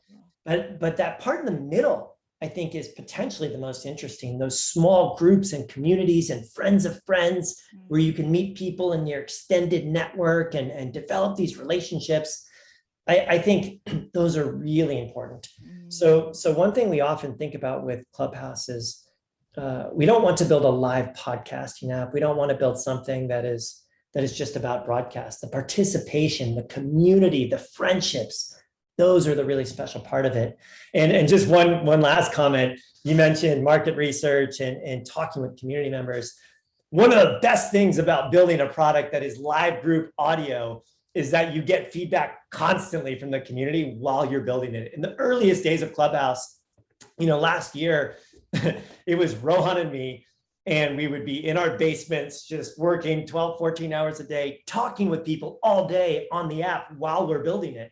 And they would report a bug or have a feature request, and we would ship it 10 minutes later and thank them in the room. And it's just been a wonderful part of building this product to get to receive all of that feedback in real time and constantly just ship and focus on the product and the community and make it better and better and better for the community every day. Okay, I will just move on to the next question. I guess we talked a lot about the okay. The next question is that Clubhouse used to have really distinctive characteristics. Like, for example, like first time, only people who's using iPhone could use the Clubhouse because it was only available in iOS system. And also there was another unique system that it had an invitation system. So like if you have friends who already joined Clubhouse can invite you to the Clubhouse. That was kind of like really a point that a lot of users were attracted to that system. So So you have, but nowadays it seems like these characteristics are changing in Clubhouse. So why is Clubhouse changing? Clubhouse should constantly be changing and evolving. I think that one thing people don't often realize is that the only reason it was iPhone only to start, and the only reason it was invite only to start, is because the company was two of us. For the first 4 or 5 months, it was two of us. And we were just literally working around the clock as fast as we could to try and keep up with things. And we wanted to scale it in an intentional way. I think with online communities, when you grow too quickly, things can break. And we wanted to make sure that each time we added a new wave of community members, the experience for everyone on the app got better rather than worse. Our aspiration has always been to be on Android, which we are now. Our aspiration has always been to be a global community open to everyone in the world. The one thing that we do think about a lot, though, is how do you scale intimacy? Because that's really, really important. That those rooms on Clubhouse. Another thing people don't realize is that a lot of the rooms on Clubhouse are private or semi-private, and you don't see them, but they're happening everywhere. We earlier this summer, we had something like 300,000 rooms that were getting created a day. By August, it was up to 700,000. The average listener spends more than 70 minutes a day on the app. We just hit 1 billion direct messages since we launched that earlier in the summer. There's all sorts of activity happening in private and semi-private. And we think that's wonderful. We think as you grow, you need to be able to scale that intimacy and allow people to create their own walls and containers and places within the app to get together with just the people that they care about, that they trust, that they have something in common with, and to be able to talk freely and build those connections. And so the way we think about it is that the world is not a monoculture, and Clubhouse should not be one either. We are a global company that has people coming together from all over the world talking about every topic you can imagine. And it's our job to empower them as moderators of rooms, as admins of clubs within Clubhouse, to bring people together the way they want to bring people together. And that network structure where you can have your own rooms and define who's in the room, and you can have your own clubs and define who's in the club, is what has allowed us to scale and grow all around the world, even as we move beyond the invite model and as we move on to other platforms. Okay, so would it be like correct explanation, like to say that Clubhouse is opening more to the public, like more people? Would it be kind of correct? 100%. We are open to everyone in the world now. Okay, so so I want to ask that,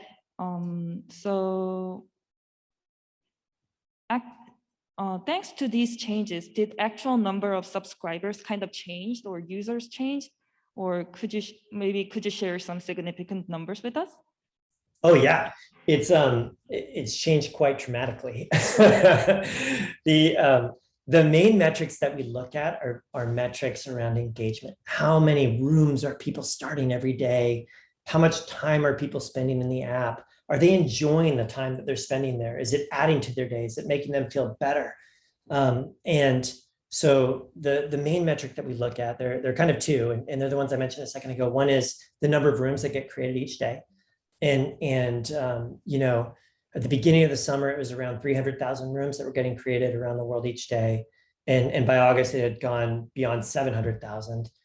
We also look at the amount of time people are spending having these conversations and talking in the app. And that has increased to over well north of 70 minutes per day on average. And really, that's what we focus on.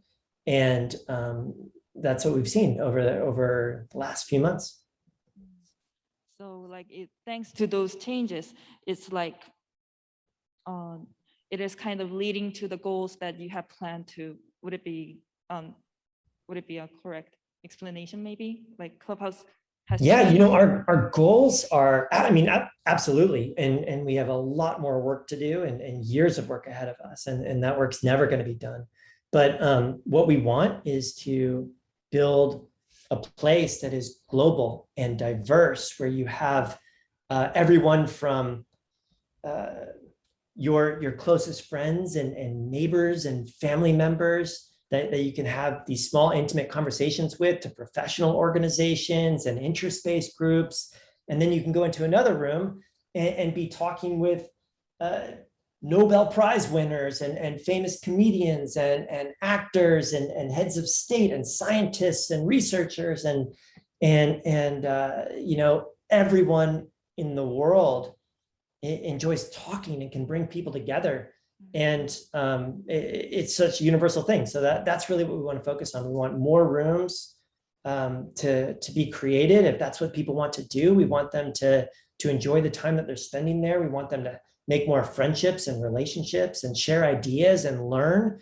And we want to make sure that community becomes increasingly global and increasingly diverse, because it just makes the experience so much better for everyone.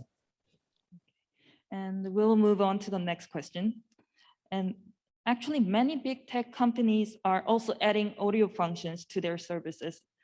And how do you think about this situation? Like, do you think competition is getting intensified in the market? There are a lot of people adding audio features to their products. It's not surprising to us. We think that audio is a durable medium. And it's been exciting to see so many people adding audio features over the past year or so. And we tend not to focus on competition too often. I think we really just try to relentlessly focus on our product and our community, and just to stay heads down building, making it better and better and better every day.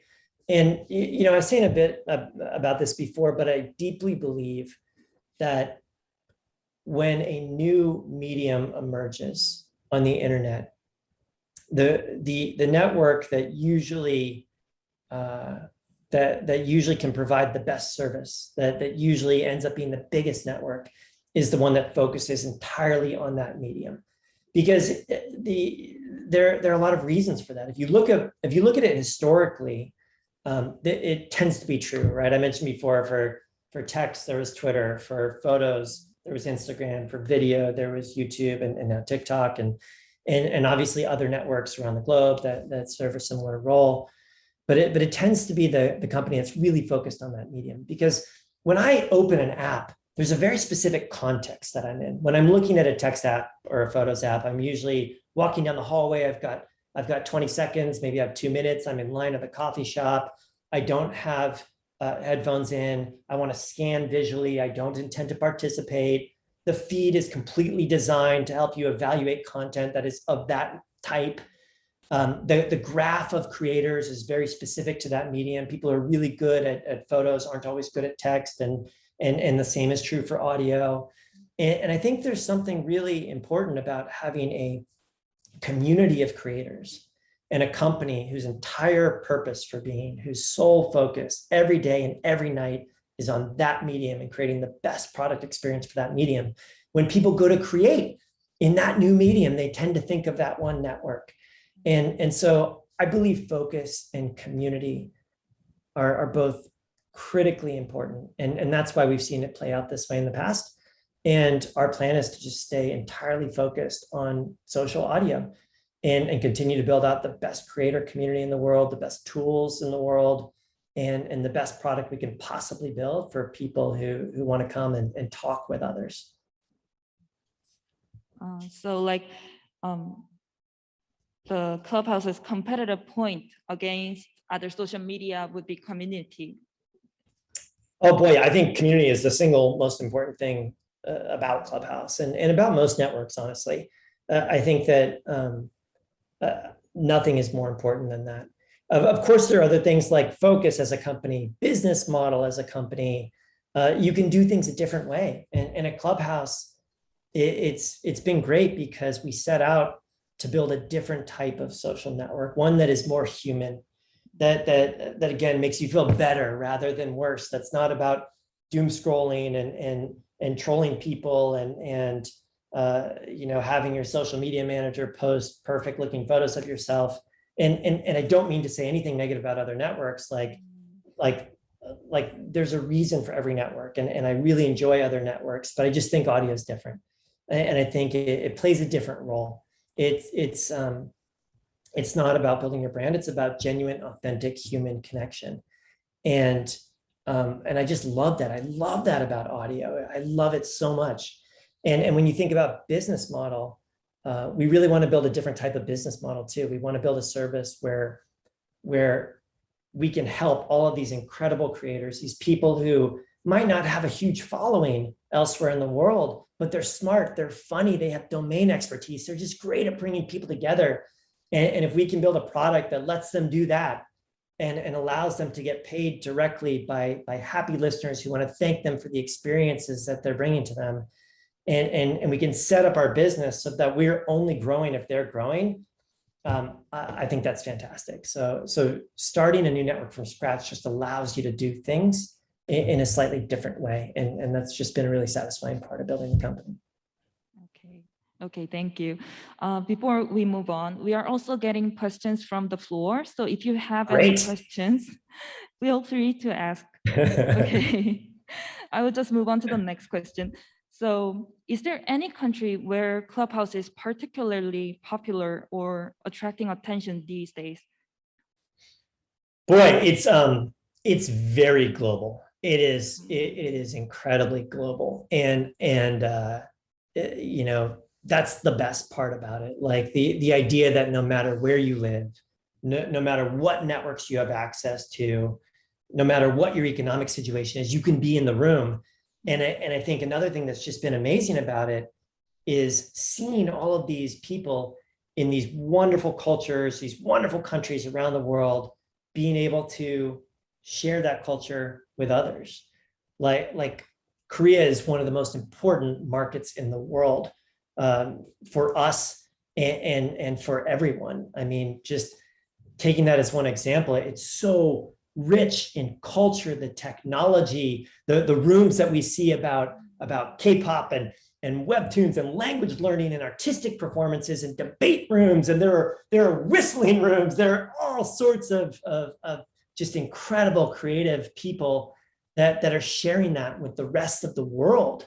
And you see the little you see the differences that each country, each group, each culture brings to the community. On Clubhouse, the Korean community, it's very organic. It's very kind. It's a very healthy community.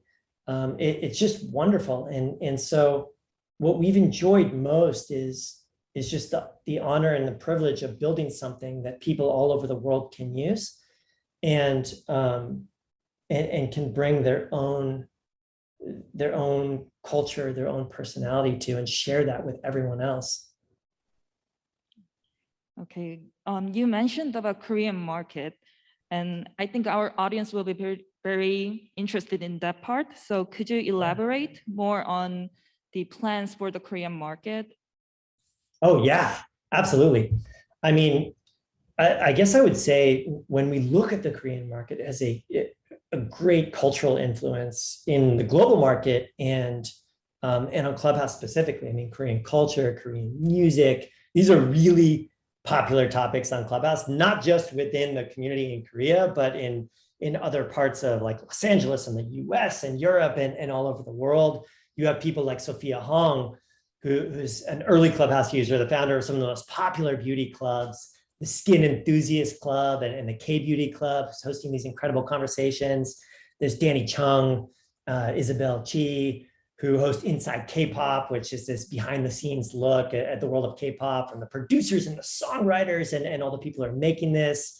You have Jeong-seo, Shin, who is one of our most prolific music creators. You have Eric Kim, who's a regular host on Korean Clubhouse. So we have this incredible community of people, and we've been talking with them. We hosted a Korean town hall where we went and tried to understand their needs. And a lot of the needs that they had were similar to the needs of other creators on Clubhouse. And one thing that is of course important is localization. And Android was also very important earlier in the year. So we launched on Android. We were very excited about that. And one thing that I'm really excited about is we're now going to be localizing the app so that people in Korea can experience it in a way that is native to them. And we're going to have that out before the end of the year. It's going to be fully localized into many different languages around the world, and Korea is one of our top priorities. Okay, thank you. I will move on to the next question. So yeah, this would be about the different point of Clubhouse. So what is the biggest difference between Clubhouse and the major social medias like Facebook, Instagram? There will be YouTube and also TikTok. So what do you think is the biggest difference between those social medias? Yeah, I think that I use all of those products, and they're all great products. I think that the focus on audio is the most obvious one, and it's a really big difference. I think it changes. I mean, mechanically, it is where you go if you want to talk with people and if you want to listen, which is just different from other platforms.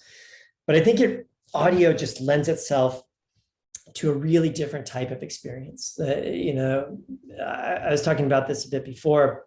It's something where you can multitask. You can use it while you're doing other things. You can really hear the emotion in someone's voice. It's not rehearsed, it's live.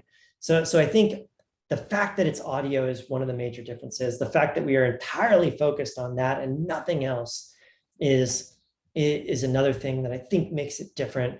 I think the community is a very different community. And again, not better or worse, it's just a really different community. People who are audio creators, who care about social audio.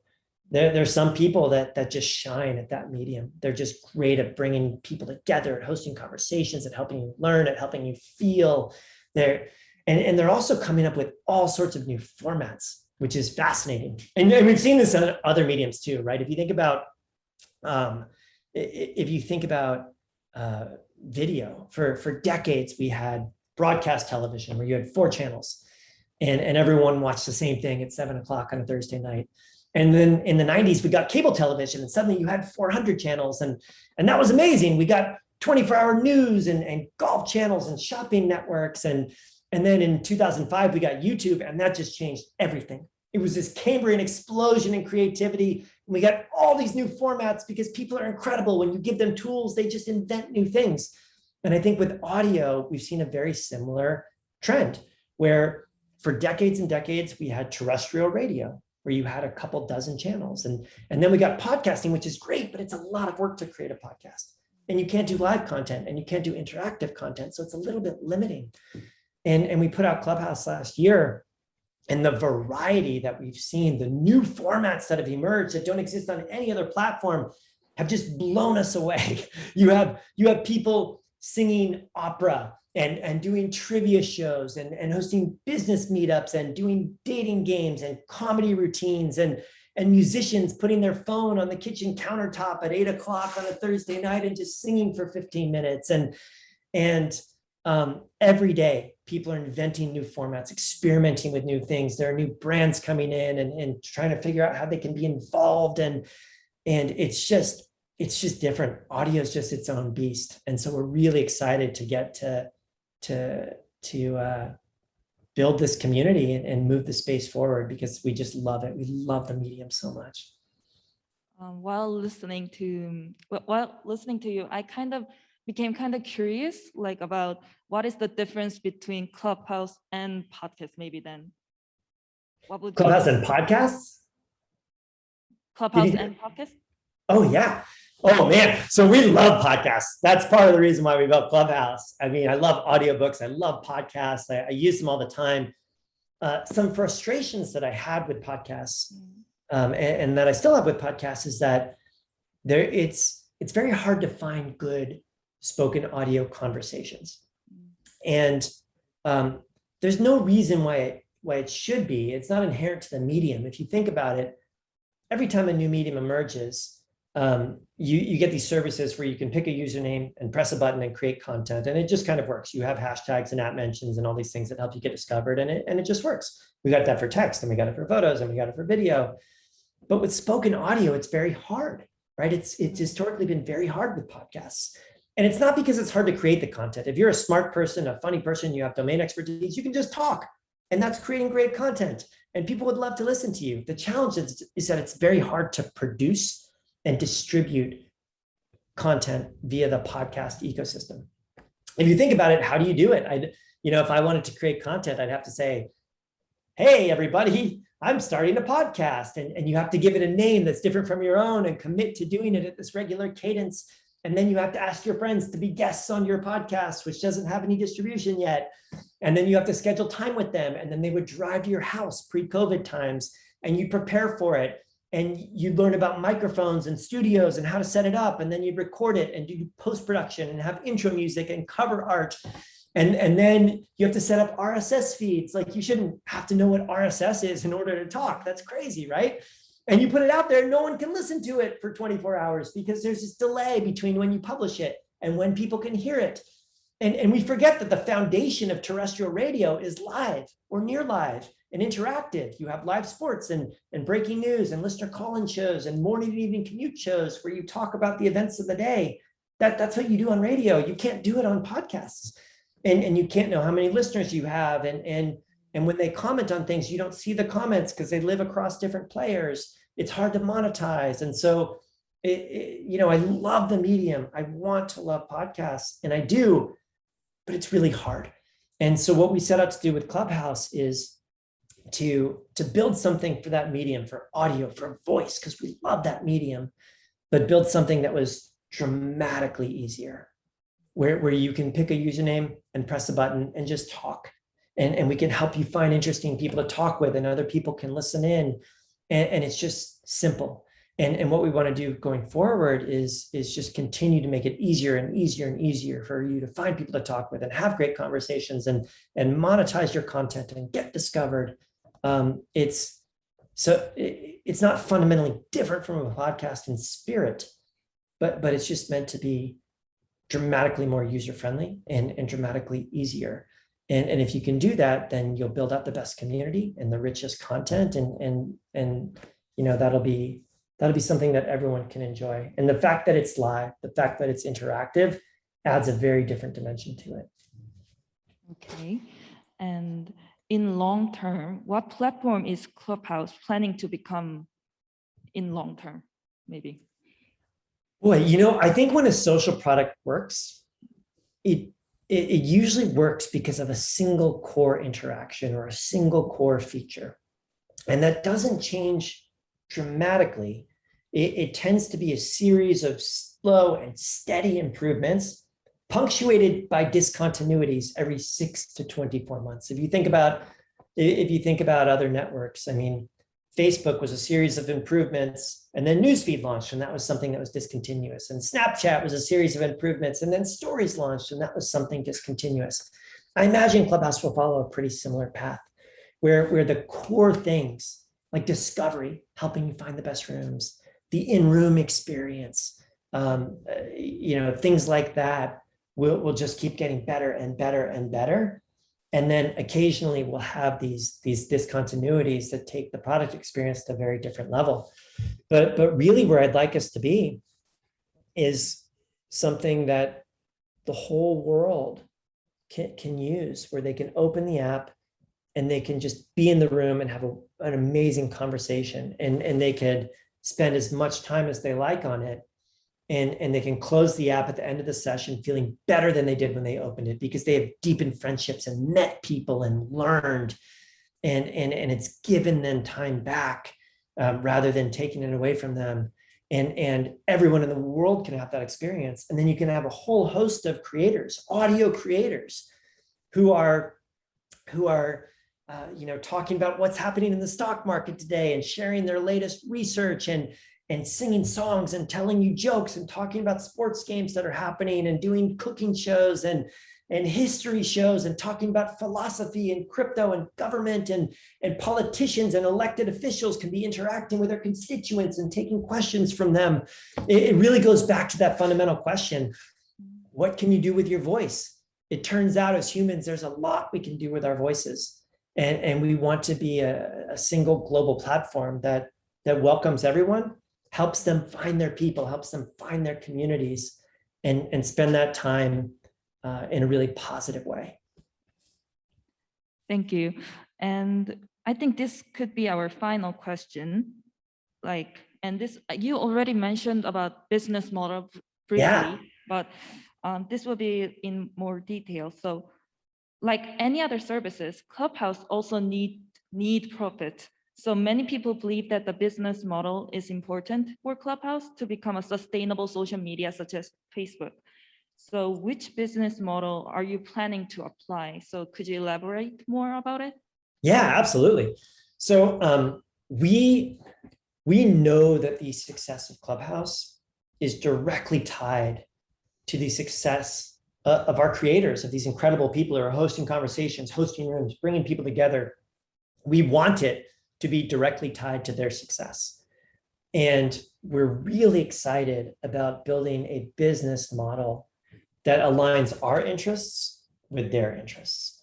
So the things that we're most excited about are things like subscriptions for clubs and for creators, ticketed events, in-room tipping, and other models like that allow people to get paid directly for the experiences that they're creating. We already rolled out a payments product so far in the US, and we're bringing that to the rest of the world.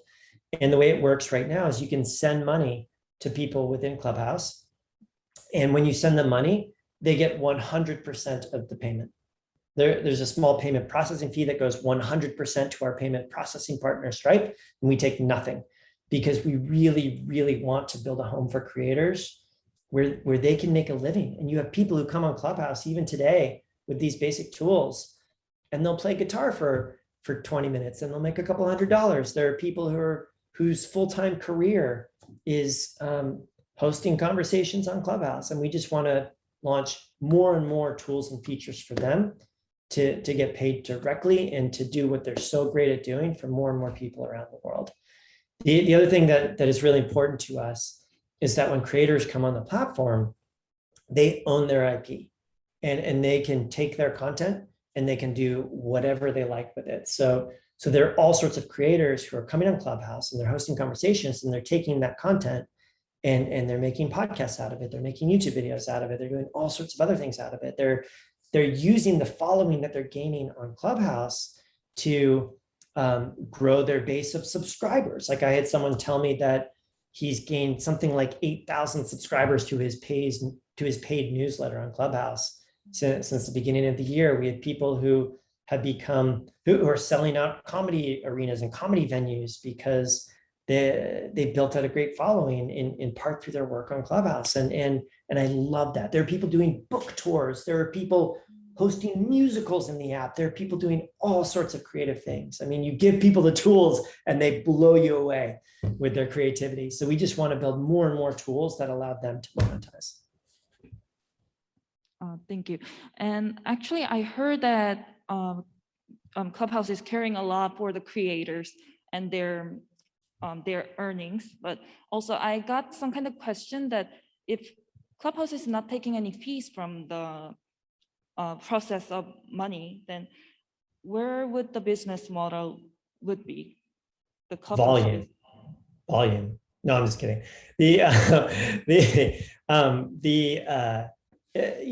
As we roll out more features like this in the future, I think that our plan would be to take a small cut of future products that we offer people for things like subscriptions and paid events and dipping, but we haven't rolled out those features yet. And we're still finalizing the details of what that looks like. But it would be, we would always want to build out that model with the creators in mind and really focused on the long term, not the short term. Okay, thank you for sharing your insight and your time today. Thank you so much for having me. What an honor to be here. Thank you. I think due to the time constraint, this session would end here. 네, 액티브 Yes, thank you very much for the talk. Thank you very much, Ms. Park, for leading the talk, and thank you very much, the interpreters, for the hard work over the 2 days. That brings an end to Smart Cloud Show 2021. We would like to thank the viewers for joining us on this 2-day-long journey, and we look forward to seeing you again. Make sure to participate in the survey after the event for a chance to instantly win a coffee coupon. We look forward to seeing you again next year with great speakers and topics. With that, we will wrap up the show. Thank you.